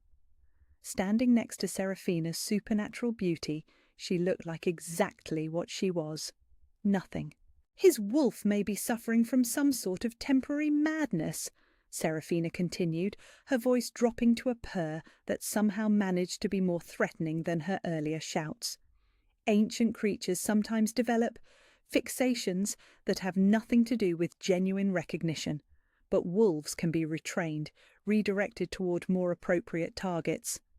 She reached out and traced one perfectly manicured finger along Lyra's jawline, the touch burning cold against her skin. "You will reject whatever delusion made his wolf notice you. You will disappear from this territory before dawn, and you will never return. If you do this willingly, you will be allowed to live out your pathetic existence somewhere far from here." "And if I refuse?" The question slipped out before Lyra could stop it, surprising them both. Seraphina's smile widened, revealing teeth as sharp and white as winter stars. "Then I will ensure you cease to exist entirely. Do not mistake my current restraint for weakness, little mouse. I have killed for far less than a stolen crown." The silver fire around her fingers flared brighter, and Lyra caught a glimpse of what lay beneath the beautiful facade: ancient power, ruthless ambition, and a complete willingness to destroy anything that stood between Seraphina and what she wanted. "Choose wisely," Seraphina whispered, her breath frosting in the frigid air, "because you will not get another chance." Before Lyra could respond, another voice cut through the tension like a blade through silk. "That is quite enough, child." Elder Moira emerged from the shadows near the main entrance, her ancient eyes blazing with power that made the silver light around Seraphina's hands flicker and dim. She moved with the careful dignity of extreme age, but there was nothing frail about the supernatural energy radiating from her small form. "Elder Moira." Seraphina's tone shifted instantly, become respectfully neutral, despite the obvious frustration burning in her ice-blue eyes. "I was simply having a conversation with the servant about her future prospects." "Were you indeed?" Moira's voice was dry as autumn leaves, but it carried undertones of power that made the very air shimmer. "How thoughtful of you to take such a personal interest in the welfare of pack members beneath your station." The elder's gaze shifted to Lyra, and something passed between them that felt almost like recognition, as if the old woman saw something in her that others missed, something that had nothing to do with her current circumstances or apparent lack of worth. "I believe Lord Blackthorn is looking for you, child," Moira said to Seraphina, her tone polite but implacable. "Something about departure preparations and political damage control." For a moment it looked as though Seraphina might refuse to leave. Silver fire danced higher around her fingers, and her beautiful face twisted with frustration at being dismissed like a misbehaving child. But Elder Moira simply waited, her ancient presence filling the kitchen with the sort of quiet authority that came from centuries of earned respect. Finally, Seraphina's power flickered and died, the temperature in the room slowly beginning to return to normal. "Of course, Elder. How thoughtless of me to keep my father waiting." She turned back to Lyra one final time, her smile sharp as a blade. "Think carefully about our conversation, little mouse. Dawn comes quickly, and some decisions cannot be unmade." With that, she glided from the kitchen with the same predatory grace that had brought her there, leaving only the lingering scent of winter roses and the memory of silver fire burning in the darkness. Elder Moira waited until the sound of Seraphina's footsteps faded completely before moving closer to where Lyra stood trembling beside the preparation table. "Are you harmed, child?" Lyra shook her head, not trusting her voice to work properly. The encounter had left her shaken in ways that had nothing to do with physical injury, and everything to do with the realization that she was now a target for forces far beyond her understanding. "Good." Moira's expression softened slightly, though her eyes remained sharp and assessing. "Walk with me. There are things we need to discuss, and the kitchen walls have ears that serve too many masters." "Elder, I should finish cleaning." "The dishes can wait until morning." There was gentle authority in the old woman's voice, the sort of command that brooked no argument despite its kindly delivery. What cannot wait is understanding exactly what happened tonight and why an ancient wolf chose to recognize someone the rest of the world has dismissed as impossible. Lyra felt her heart skip a beat. "You think there is an explanation?" "Child," Elder Moira said softly, her ancient eyes holding depths of knowledge that seemed to go back to the very beginning of their kind, "I think there are more secrets buried in your bloodline than anyone has bothered to look for, and it may be time to start digging." Chapter 5. The Training Ground Revelation. Dawn painted the sacred grove in shades of gold and amber, ancient trees stretching toward the lightening sky like cathedral pillars reaching for heaven. The training ground lay in a natural clearing at the heart of the forest, worn smooth by generations of warriors who had honed their skills on this hallowed earth. The air itself seemed to thrum with residual power, centuries of supernatural energy soaked into the very soil. Lyra moved through the trees with careful steps, her gathering basket clutched against her chest as she searched for the medicinal herbs that grew wild in the forest's depths. Elder Moira had sent her here before sunrise, with specific instructions about which plants to collect, though Lyra suspected the task was more about giving her time to think than about restocking the infirmary supplies. The events of the previous night felt like a fever dream in the morning light, Seraphina's silver fire and whispered threats, Elder Moira's cryptic promises about bloodlines and buried secrets, the memory of Kieran's touch and the impossible warmth of the mate bond flowing between them like liquid starlight. Most of all, she remembered his promise. "We find another way," spoken with the quiet determination of a man who had never learned to accept defeat, who believed that will and stubbornness could overcome even the most impossible circumstances. She wanted to believe him, wanted to trust that somehow, some way, they could make this work, despite every rational voice in her head screaming that it was doomed from the start. The sound of approaching footsteps made her freeze, her heart hammering against her ribs as she recognized the distinctive pattern of multiple warriors moving in formation through the underbrush. She pressed herself behind the massive trunk of an ancient oak, making herself as small and invisible as possible while voices carried across the morning air. "The king insists on training this morning despite everything that happened last night." Beta Marcus sounded frustrated, his usual arrogance tempered by obvious confusion. "His wolf has been restless since the ceremony, pacing like a caged animal. Can you blame Fenrir for being unsettled?" This voice belonged to Gamma Reed, younger and more thoughtful than Marcus, but equally puzzled by recent events.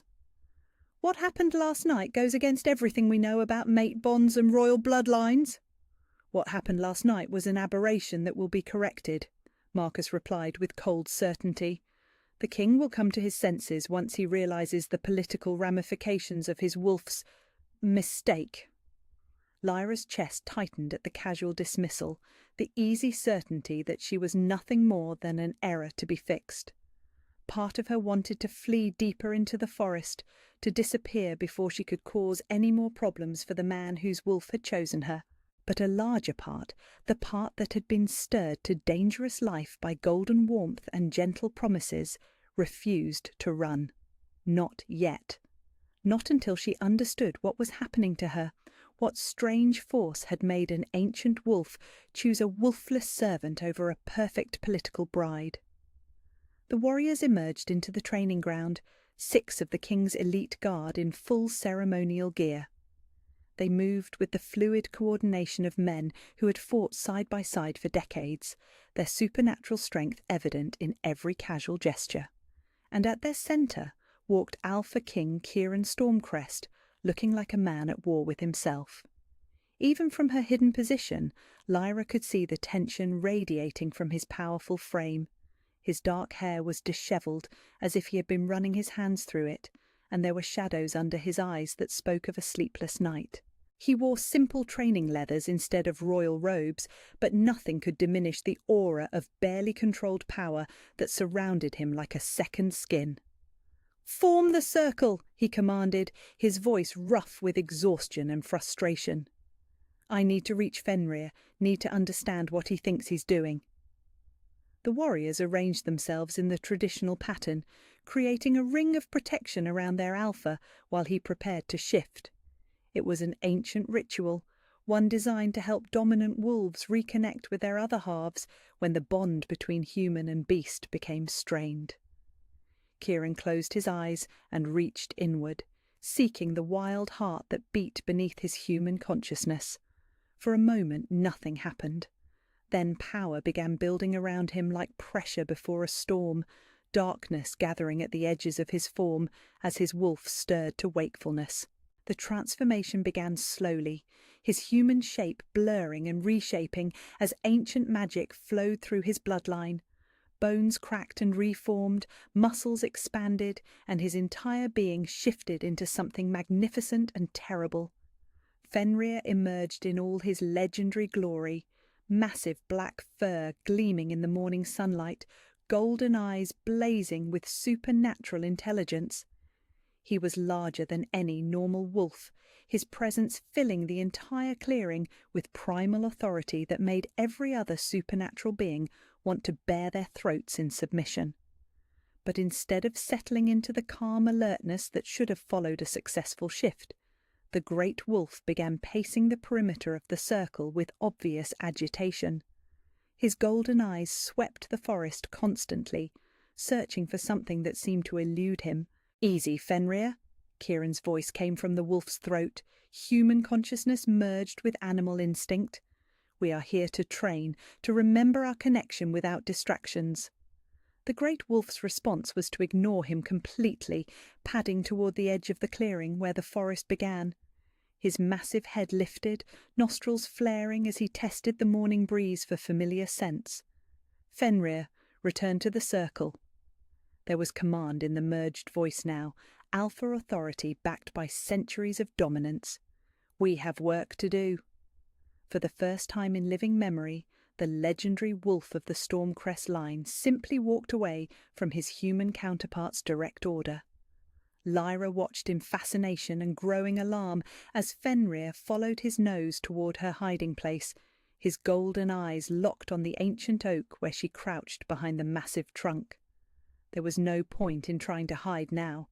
The great wolf's supernatural senses had already found her, drawn by whatever impossible connection had formed between them the night before. "Fenrir!" Kieran's roar echoed through the forest, raw frustration and confusion bleeding through every syllable. "What are you doing?" The great wolf padded around the oak tree with deliberate purpose, his golden gaze finding Lyra's terrified face with unerring accuracy. For a moment they simply stared at each other, predator and prey locked in a tableau that should have ended with her death. Instead, Fenrir settled at her feet with a contented rumble that vibrated through his massive chest. The silence in the clearing was deafening. "By all the ancient gods!" Beta Marcus breathed, his voice barely audible over the morning breeze. "He's done it again." Kieran's human form flickered back into existence, the shock of his wolf's behaviour forcing an abrupt shift that left him swaying on his feet. His dark eyes found Lyra crouched beside his wolf, and something passed across his face that looked almost like wonder. "What are you doing here?" The question was gentle despite the circumstances, as if he were asking a skittish deer not to bolt. "Gathering herbs for Elder Moira," Lyra whispered, her voice barely audible. "I did not mean to interfere with your training." "You are not interfering." He moved toward them with careful steps, his gaze never leaving the impossible sight of his ancient wolf resting peacefully beside a wolfless servant. "Fenrir has made his own choice about where he wants to be." As if to prove the point, the great wolf pressed his massive head against Lyra's shoulder with gentle insistence, his golden eyes closing in what looked almost like bliss. The rumble in his chest deepened, a sound of such pure contentment that it made her heart ache. "This is impossible," Gamma Reed said quietly, his voice filled with awe. "Fenrir has never shown affection to anyone except the king himself." "It is more than affection," Kieran replied, his eyes never leaving Lyra's face. "Watch them together. Really watch." Lyra was not sure what the others were supposed to see, but she felt it the moment Fenrir's presence settled fully against her side. A sense of completeness she had never experienced before, as if a part of her that had always been missing had suddenly clicked into place. Her breathing synchronized with the great wolf's natural rhythm, and she found herself anticipating his movements before he made them. When a young warrior wolf emerged from the forest, drawn by curiosity about the disrupted training session, Lyra felt the threat before Fenrir even lifted his head. Her eyes flashed with silver light she did not understand, and she moved without conscious thought to place herself between the potential danger and the massive wolf beside her. The young warrior stopped dead in his tracks, his own wolf whimpering in sudden submission to whatever ancient authority blazed in her gaze. He backed away slowly, every instinct screaming that he was in the presence of something far more powerful than he had any right to challenge. The silence that followed was profound. "She has no wolf," Beta Marcus whispered, his voice filled with shocked disbelief. "But something in her just commanded mine." Kieran's eyes were wide with wonder and growing understanding. "Not something," he said quietly. "Someone. Someone whose bloodline remembers power that the rest of us have forgotten." Fenrir lifted his great head and looked directly at his human counterpart, golden eyes holding a conversation in a language older than words. Ancient knowledge passed between them, understanding that transcended the rational world of politics and bloodlines and careful breeding programs. When Kieran spoke again, his voice was filled with reverent amazement. "He says she is not wolfless, she is sleeping." Lyra stared up at him in confusion, her heart hammering against her ribs. "I do not understand." "Neither do I," Kieran admitted, moving closer until he could kneel beside them both. "But Fenrir does. He has always known what the rest of us missed." His hand reached out to gently touch her cheek, and the mate bond flared to golden life between them. "You are not broken, Lyra. You never were. You are just hidden." As if his words were the key to some ancient lock, something stirred deep in her chest, a presence she had never felt before, ancient and powerful and utterly her own. For just a moment, silver light flickered behind her eyes, and she caught a glimpse of what she might truly be. Then the moment passed, leaving only the memory of power and the impossible hope that maybe, just maybe, she was worth choosing after all. Chapter 6. The Elder's Secret. The sacred cave lay hidden beneath the mountain's heart, accessible only through a narrow passage that wound deep into the earth like a stone serpent seeking the world's core. Elder Moira led the way with sure steps despite her advanced age, her ancient hands trailing along the rough walls as if greeting old friends. The air grew thick with power as they descended, pressing against Lyra's skin like invisible hands testing the boundaries of her very soul. "Where are we going, Elder?" Lyra's voice echoed strangely in the confined space, bouncing off stone walls that seemed to absorb sound and throw it back changed. "To a place where truth cannot hide behind comfortable lies, Moira replied, her words carrying an undertone of regret that made Lyra's chest tighten with unease. To a chamber where the real history of our people is recorded, not the sanitized version taught to cubs in their lessons. The passage opened abruptly into a vast cavern that stole Lyra's breath with its impossible beauty. The walls were covered in silver runes that pulsed with their own inner light, casting dancing shadows across stone formations that looked like frozen waterfalls. Ancient symbols spiraled from floor to ceiling in patterns that seemed to shift and move when she looked at them directly, telling stories in a language older than memory. But it was not the cave's beauty that made her gasp. It was the way the silver light grew brighter as she entered, as if her very presence awakened something that had been sleeping in the darkness. "Fascinating," Moira murmured, her ancient eyes studying the responsive runes with growing excitement. "They recognize you, child. After 20 years of dormancy, they recognize what flows in your veins." "I do not understand." Lyra reached out tentatively toward the nearest wall, then snatched her hand back as the symbols flared with brilliant silver fire.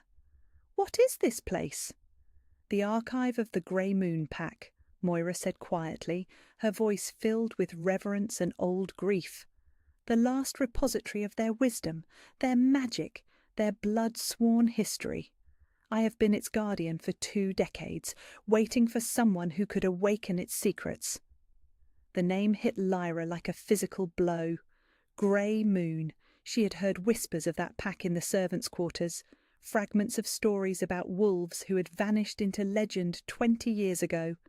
A bloodline so powerful and feared that other packs had banded together to destroy them utterly. "They are extinct," she whispered, backing away from the responsive walls as understanding began to dawn like a terrible sunrise. "The Grey Moon Pack was wiped out completely. There are no survivors." "That is what the world was told," Moira agreed, moving to stand before a section of wall where the runes formed intricate family trees, bloodlines traced in silver fire that stretched back through generations. But the world was told many lies in the aftermath of that massacre, convenient truths that allowed the guilty to sleep peacefully while an entire people disappeared from history.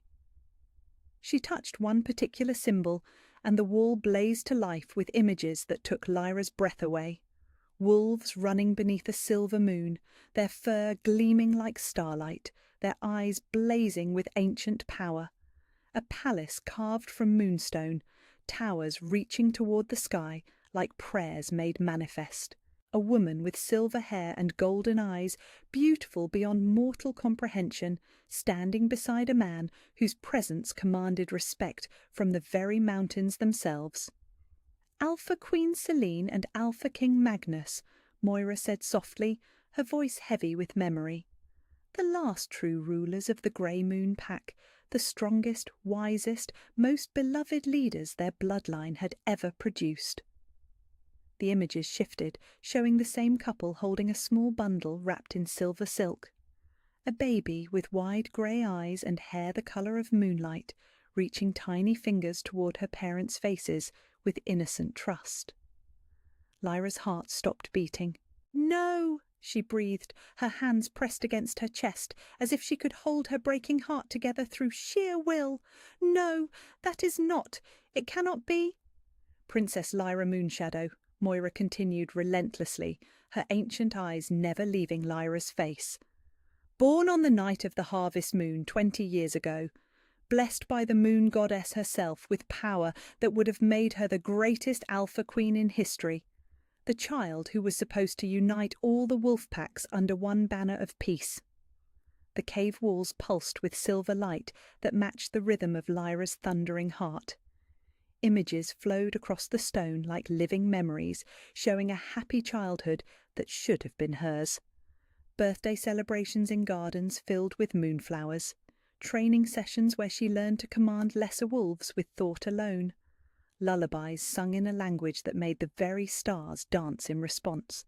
The other packs grew afraid. Moira's voice was barely a whisper now, thick with old pain and older guilt. not of Grey Moon's military strength or political influence, but of their bloodline itself. Grey Moon wolves could command any wolf, regardless of pack loyalty or rank. Their power was absolute, undeniable, impossible to resist. The images changed, becoming darker, more violent.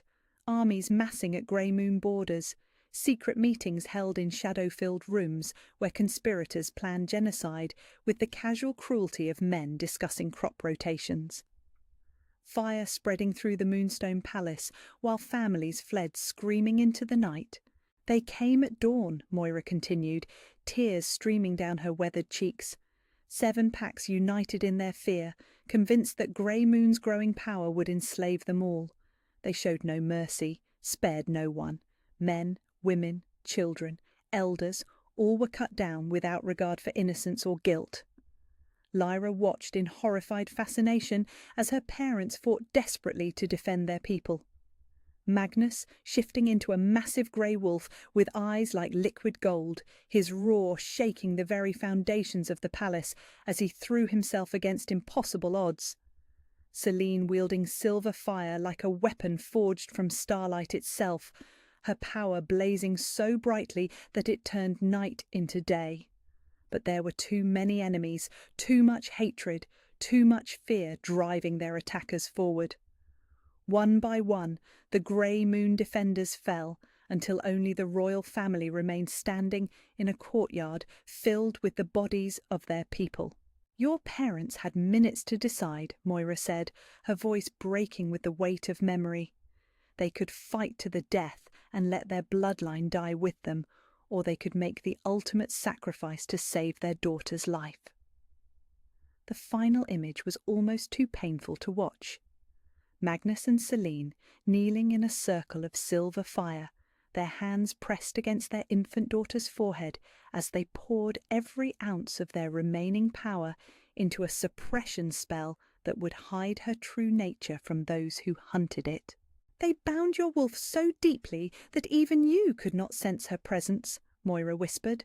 "They stripped away your scent markers, your power signature, everything that would identify you as Grey Moon royalty.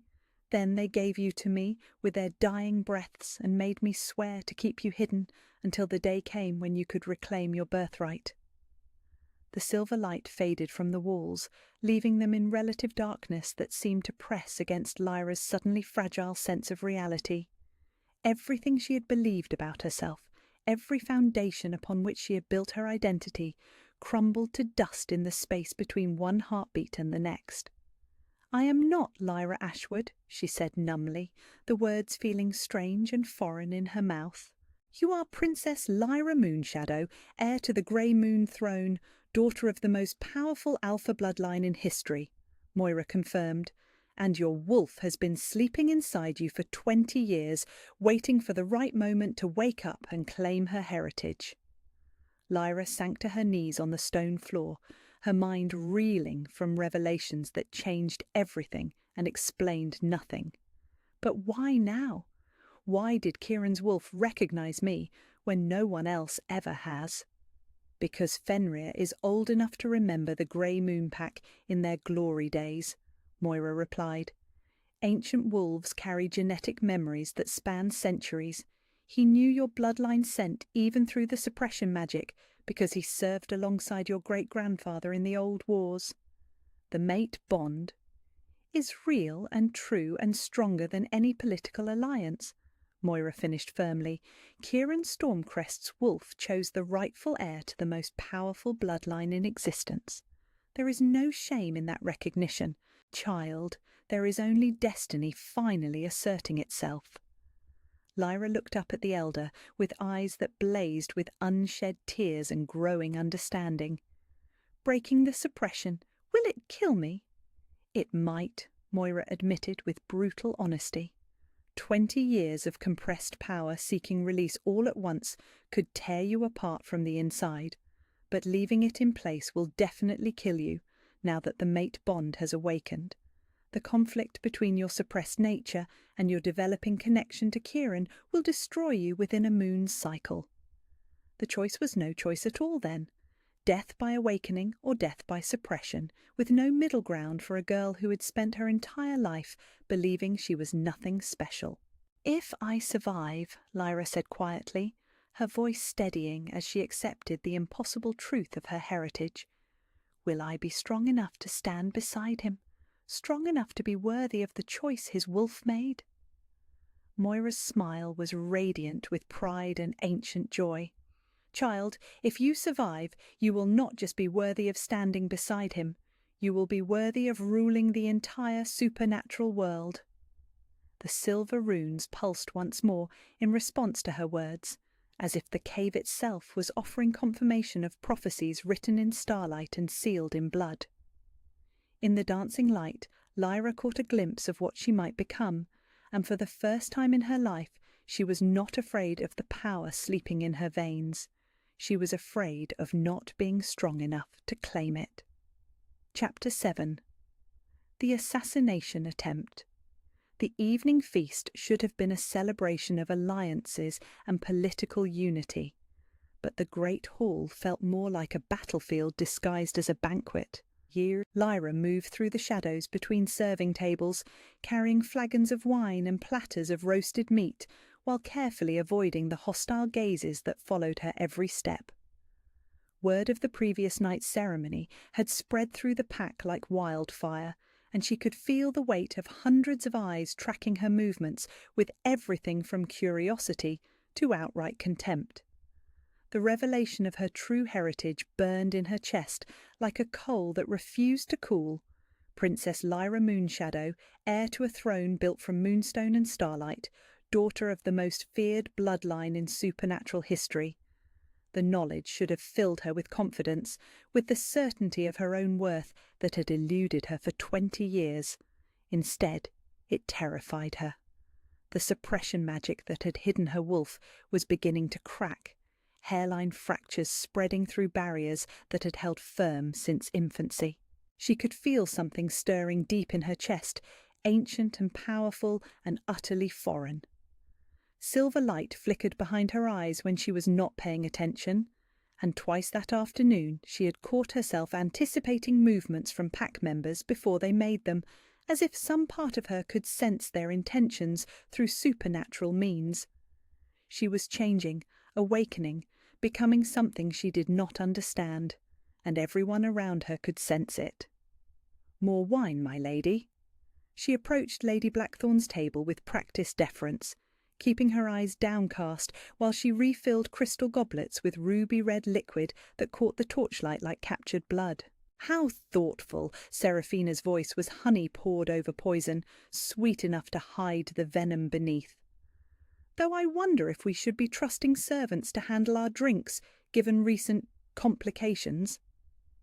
The threat was subtle but unmistakable, delivered with the sort of smile that cut deeper than any blade. Lyra's hand trembled slightly as she finished pouring, the crystal rim of the goblet chiming against the serving vessel like a tiny bell tolling danger. "Of course, my lady. I will fetch someone else to serve your table if you prefer." "Oh, that will not be necessary." Seraphina's ice-blue eyes glittered with malicious amusement. "I was merely making conversation. After all, we are all friends here, are we not?" The word friends dripped from her lips like acid, making it clear that friendship was the last thing on her mind. Lyra nodded politely and moved away from the table, but not before she caught the meaningful look Seraphina exchanged with Marcus Thornfield across the hall. Something cold settled in the pit of her stomach, a premonition of danger that had nothing to do with supernatural abilities and everything to do with the survival instincts of someone who had spent 20 years learning to read the subtle signs of impending cruelty. She made her way toward the servants' area, weaving between tables filled with nobles who made no effort to hide their displeasure at her continued presence. The air was thick with supernatural tension, dozens of powerful beings gathered in one space, while political alliances crumbled around them like sandcastles in a rising tide. At the high table, Alpha King Kieran sat with the rigid posture of a man barely containing his frustration. He wore ceremonial robes of midnight blue, but the formal clothing could not disguise the wildness that lurked just beneath his controlled exterior. His dark eyes swept the hall constantly, tracking movement and assessing threats with the practiced vigilance of a warrior who had survived too many battles to trust in peaceful appearances. Their gazes met across the crowded space, and the mate bond flared to golden life between them, like a compass needle finding true north. For a moment, the chaos of the feast faded away, leaving only the two of them connected by threads of destiny that grew stronger with each passing hour. Then someone jostled her elbow, breaking the connection and reminding her that she was supposed to be invisible, not staring at the king like a love-struck fool. "Watch where you are going, wolfless!" Beta Marcus snarled, his wine-soaked breath making her step backward in revulsion. "Some of us have important business to conduct." "My apologies, Beta Marcus." The words were automatic, beaten into her by years of conditioning that were becoming harder to maintain as something proud and ancient stirred in her chest. He grabbed her wrist with crushing force, his fingers digging into her skin hard enough to leave bruises. "You should be more careful, girl. Accidents happen so easily in crowded places like this." The threat was delivered with casual malice, but there was something in his eyes that made her blood run cold. Not just cruelty or petty vindictiveness, but genuine menace backed by careful planning. "I will be more careful," she whispered, pulling free from his grip and hurrying toward the relative safety of the kitchen entrance. But safety was an illusion, she realized, as she accepted a goblet of water from one of the junior servants. The liquid had been specifically prepared for her, set aside with her name, written on a small piece of parchment tied around the base. A thoughtful gesture from someone who wanted to make sure she stayed hydrated during the long evening of service. She lifted the goblet to her lips, grateful for the cool liquid after hours of moving through the stifling heat of the crowded hall. The water tasted slightly bitter, but she attributed that to the mineral content of the mountain springs that fed the castle's wells. It was not until the burning started in her throat that she realized her mistake. The goblet slipped from her suddenly nerveless fingers, shattering against the stone floor in a cascade of crystal fragments and poisoned water. Fire raced through her bloodstream, turning her veins into rivers of molten agony that stole her breath and sent her stumbling toward the main entrance in desperate need of fresh air. The courtyard was empty and moonlit, silver light casting everything in ethereal beauty that mocked the very real danger coursing through her body. She collapsed beside the ceremonial fountain, her knees striking stone as her vision blurred and her heart raced toward failure. Hemlock and nightshade, her mind catalogued with the strange clarity that sometimes came in moments of mortal peril. A classic assassination combination, designed to look like natural heart failure while ensuring a slow, agonizing death that would give the victim time to understand exactly what was happening to them. She was going to die here, alone in the moonlight, without ever having the chance to discover what she might have become. "Lyra!" Kieran's voice cut through the gathering darkness like a blade of pure light, desperate and fierce and filled with a terror that matched her own. "What happened? What is wrong?" His arms came around her as she convulsed against the fountain's edge, pulling her against his chest, while his hands moved over her body with frantic urgency. Through the mate bond, she could feel his panic and rage, emotions so powerful they threatened to overwhelm what remained of her failing consciousness. "Poisoned," she managed to whisper, the word barely audible through lips that had begun to turn blue. "The water! Someone!" His roar of fury shook the very foundations of the castle, supernatural power rolling out from him in waves that made every wolf within a mile radius drop to their bellies in instinctive submission. But beneath the rage was something else, something that blazed brighter than anger and burned hotter than vengeance. Love, pure and fierce and absolutely unbreakable, flowing through the mate bond like liquid starlight. And with that love came power. Not his power, but hers, finally responding to the mortal threat with the full force of 20 years' suppressed heritage. The change began deep in her chest, where something ancient and magnificent had been sleeping in silver chains forged from her parents' sacrifice. The poison racing through her bloodstream acted like acid on those mystical bonds, dissolving barriers that had held firm through 2 decades of careful concealment. Silver light erupted from her skin, not the gentle glow of mate bond recognition, but the blazing radiance of a royal bloodline claiming its birthright. Her back arched as power flooded through her body, washing away the poison like morning sun burning off midnight fog. Kieran's grip tightened around her as her bones began to crack and reshape, his own wolf howling in recognition of what was finally being unleashed. "That's it," he whispered fiercely against her hair. "Fight it! Fight for us!" The partial transformation was agony and ecstasy combined, every nerve ending blazing with sensation as her suppressed wolf clawed her way toward consciousness. Silver fur erupted along her arms in patches of starlight, and her eyes blazed with golden fire that had not been seen in the world for 20 years. The poison burned away completely, her supernatural healing engaging with the full force of grey moon bloodline magic. She gasped and shuddered as strength flooded back into her limbs, as power she had never dreamed of coursed through her veins like liquid lightning. From somewhere in the darkness beyond the courtyard came the sound Kieran's ancient wolf had been waiting centuries to hear. Fenrir emerged from the shadows in full wolf form, his massive head thrown back as he howled a territorial claim that echoed off the mountain peaks and announced to every supernatural creature within 100 miles that his mate had finally awakened.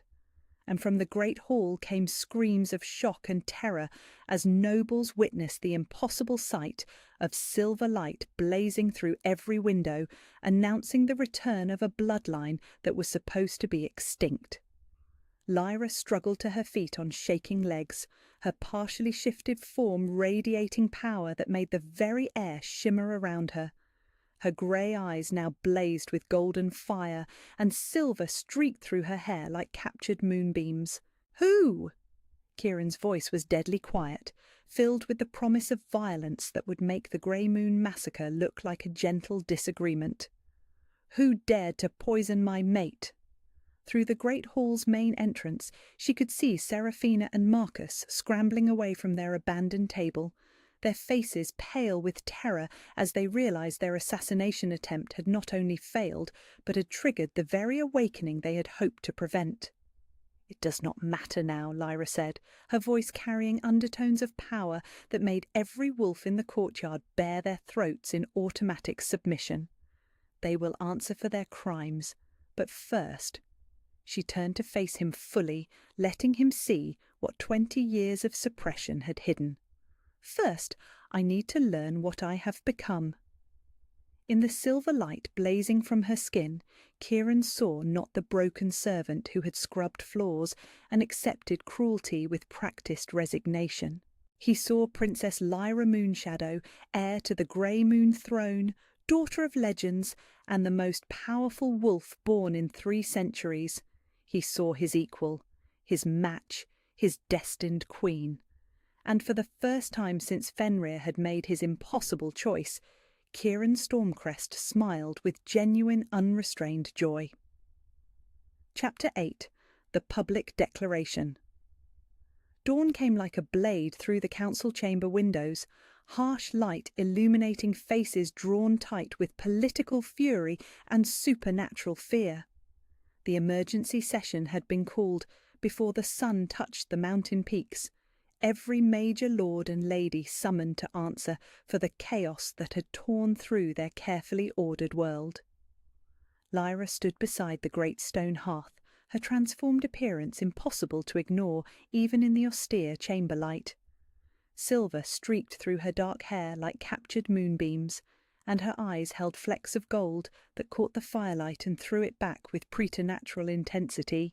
The partial awakening had changed more than just her power signature. It had changed everything about how she carried herself, how she moved through space with the unconscious grace of someone who had finally remembered what she was meant to be. But the most dramatic change was in the way others responded to her presence.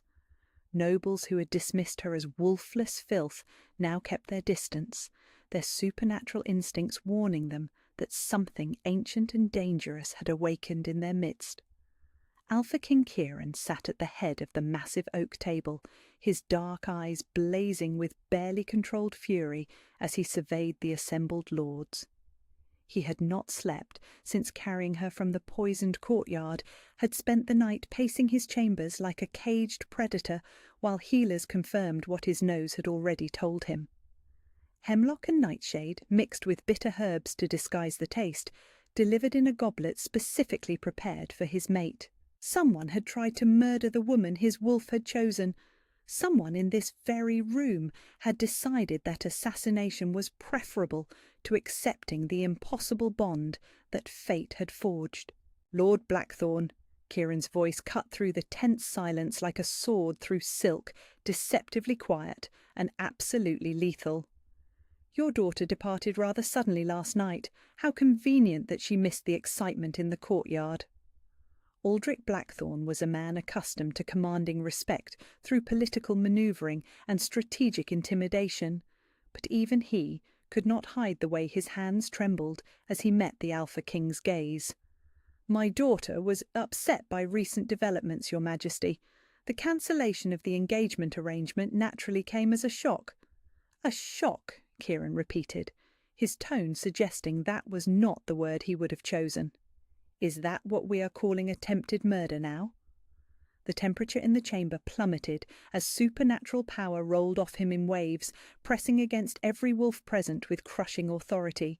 Several of the lesser lords dropped their eyes in automatic submission, unable to withstand the weight of his dominance. "Your Majesty," Lord Blackthorn's voice cracked slightly, betraying the fear he was struggling to hide behind political bluster. "Surely you cannot believe that my family would stoop to such crude methods. If there was indeed poison involved, it must have been the work of some other faction seeking to destabilize our alliance." "The only thing destabilizing our alliance is your refusal to accept my wolf's choice." Kieran rose from his chair, his imposing frame casting shadows across the table as he moved with predatory grace toward the sweating lord. "But perhaps that is about to change." He turned to face the full assembly, his dark gaze sweeping across every face with the sort of assessment that missed nothing and forgave less. When he spoke again, his voice carried the absolute authority of an alpha who had never learned to accept defeat. "Last night, someone in this pack decided that murdering my mate was preferable to acknowledging her right to stand beside me. They poisoned her water, left her to die in agony, while the rest of you feasted in comfort." His eyes found Lyra's across the chamber, and the mate bond flared between them like golden fire. "They failed!" Power filled the space between them, ancient and magnificent and utterly unbreakable. Lyra felt it singing in her veins, the awakened strength of her grey moon bloodline, responding to his call with eager recognition.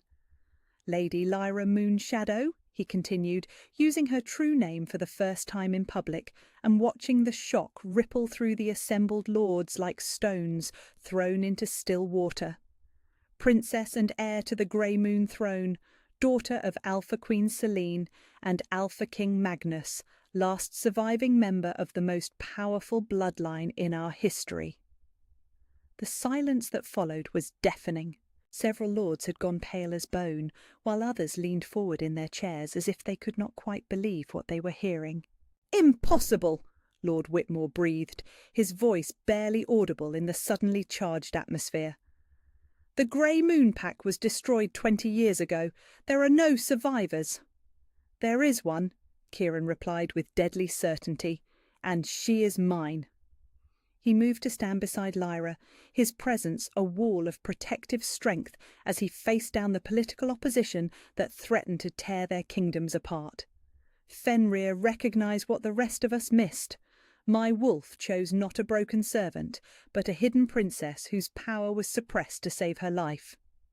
"Even if this fantastical story were true," Lord Blackthorn's voice shook with desperation and growing panic. "It changes nothing about the political realities we face. The Eastern Territories expect the marriage alliance.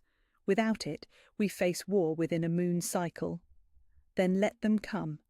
Kieran's response rang through the chamber with the force of absolute conviction.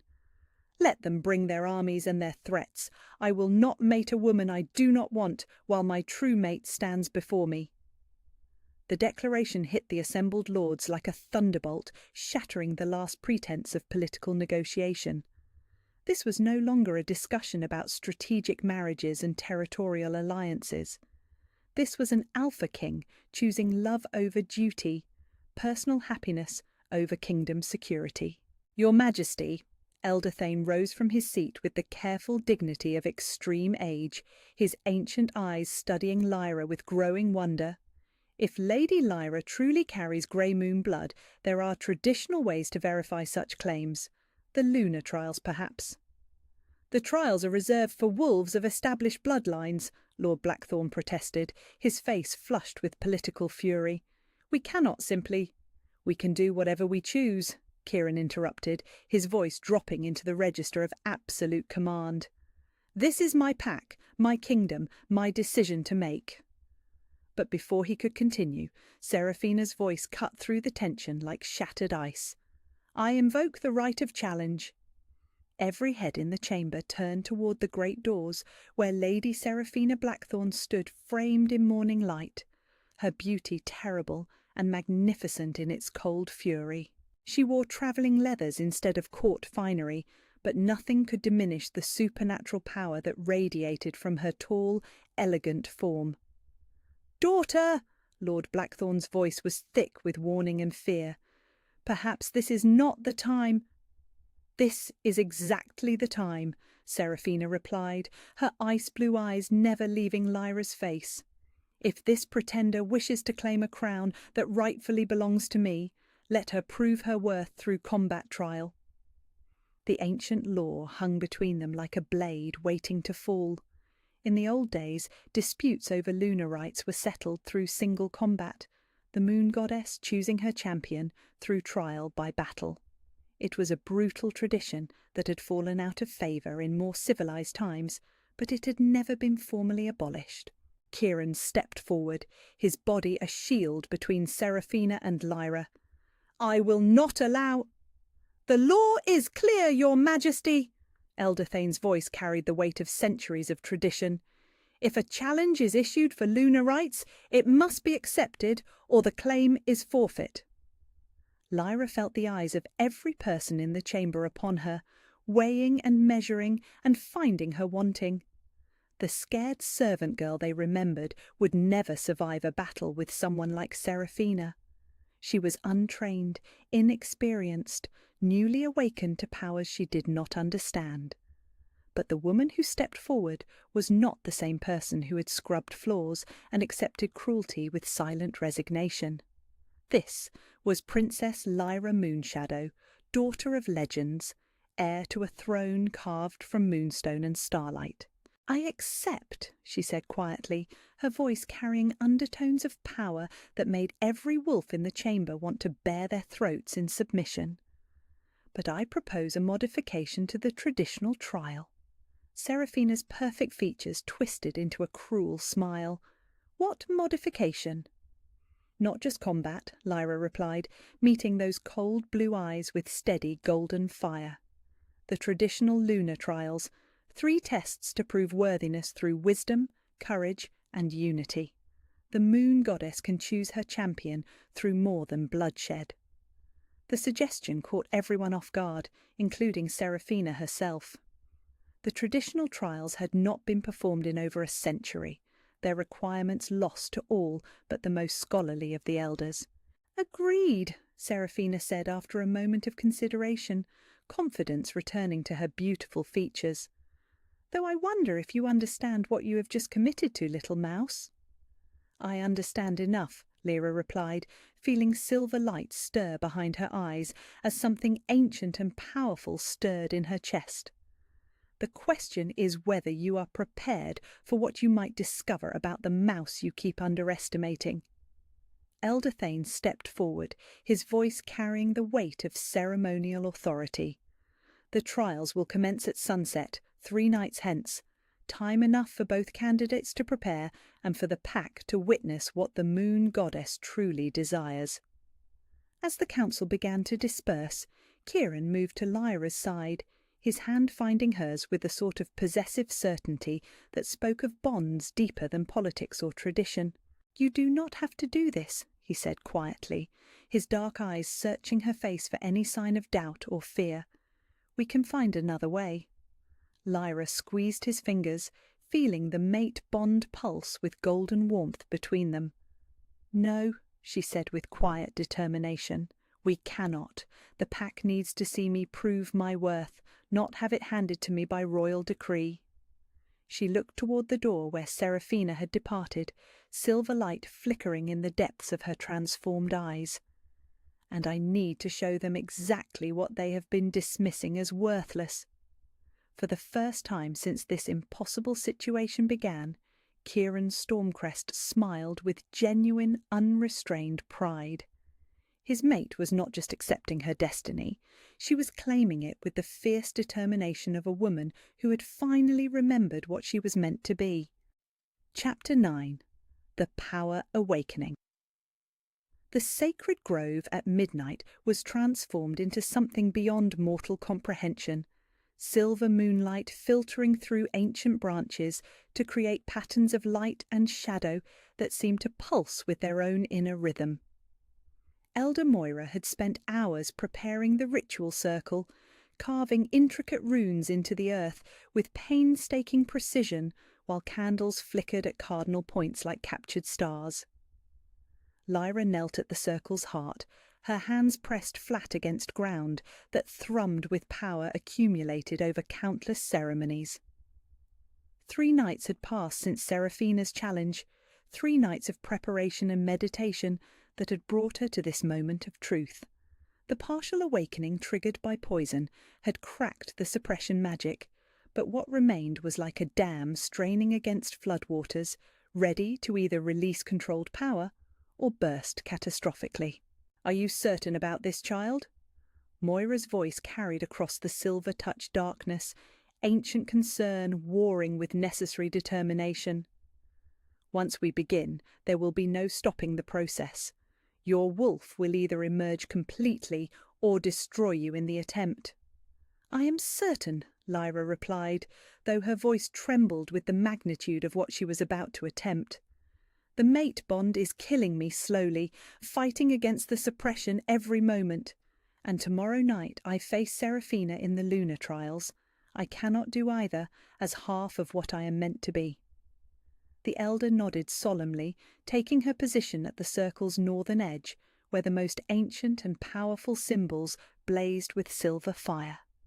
"Then we begin. Close your eyes, child, and reach deep within yourself.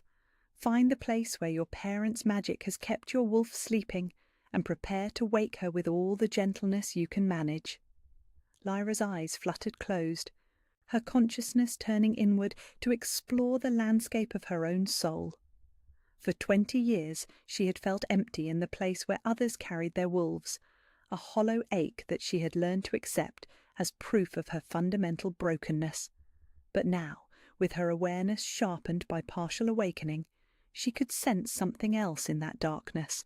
Not emptiness, not absence, but presence wrapped in silver chains, sleeping so deeply that she had mistaken silence for non-existence. The suppression magic was beautiful in its complexity, she realized with growing wonder. Her parents had woven it from love and desperation, every strand designed not to destroy her wolf, but to hide her so completely that even Lyra herself could not find her. The bindings pulsed with the last echoes of Selene and Magnus's power, a final gift from parents who had died to save their daughter's life. But now it was time to let them go. "I can feel her," Lyra whispered, tears streaming down her cheeks as she touched the edge of something magnificent and familiar and utterly her own. "She has been waiting for me." "Then call to her," Moira urged, power building around the ritual circle as ancient magic responded to royal bloodline awakening. Call to your wolf with all the love and acceptance you have learned to give yourself. The first tentative contact was like touching lightning, electricity racing through every nerve ending as 20 years of compressed power stirred toward consciousness. Her wolf was not the broken, missing thing she had always believed herself to lack. She was magnificent, ancient, powerful beyond mortal comprehension, and absolutely, completely hers. But she was also dying. The realization hit Lyra like a physical blow, understanding flooding through her as the mate bond pulsed with desperate urgency. The suppression magic that had saved her life as an infant was now slowly killing the wolf it had protected, starvation by isolation destroying what exile had preserved. "She is fading," Lyra gasped, her hands pressed against her chest as if she could hold her other half together through sheer will. "The suppression has been in place too long. She is too weak to break free." "Then you must help her," Moira replied with fierce determination. "You must tear down every barrier your parents built, not gradually, not carefully, but all at once. Give her your strength, your will, your absolute determination to live." The breaking began like an earthquake in her soul, cracks spreading through silver chains that had held firm for 2 decades. The pain was indescribable, every bond that snapped, sending agony through her body that made the poison's burn feel like a gentle caress. She screamed, the sound echoing through the sacred grove like a wounded animal's cry, and felt something deep inside her chest answer with a howl that had been waiting 20 years to be heard.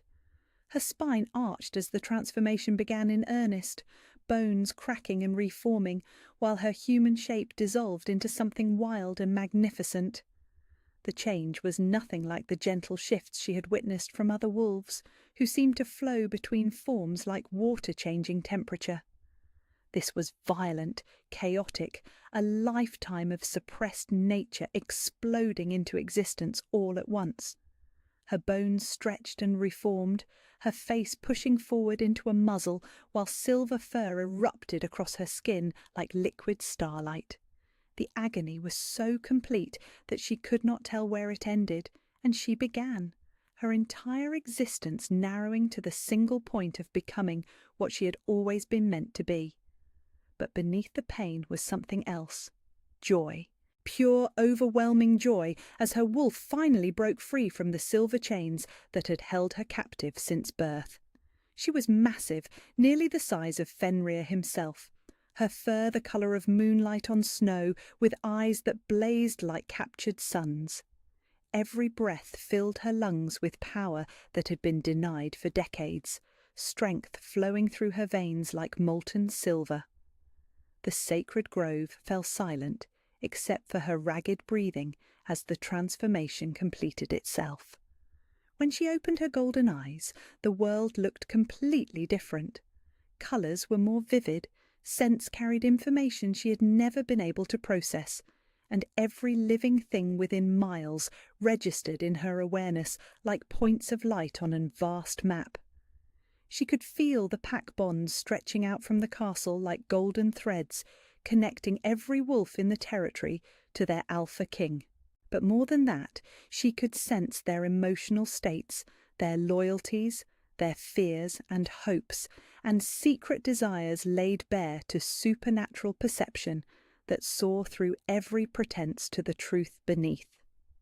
"Magnificent," Moira breathed, her ancient eyes bright with tears of joy and wonder.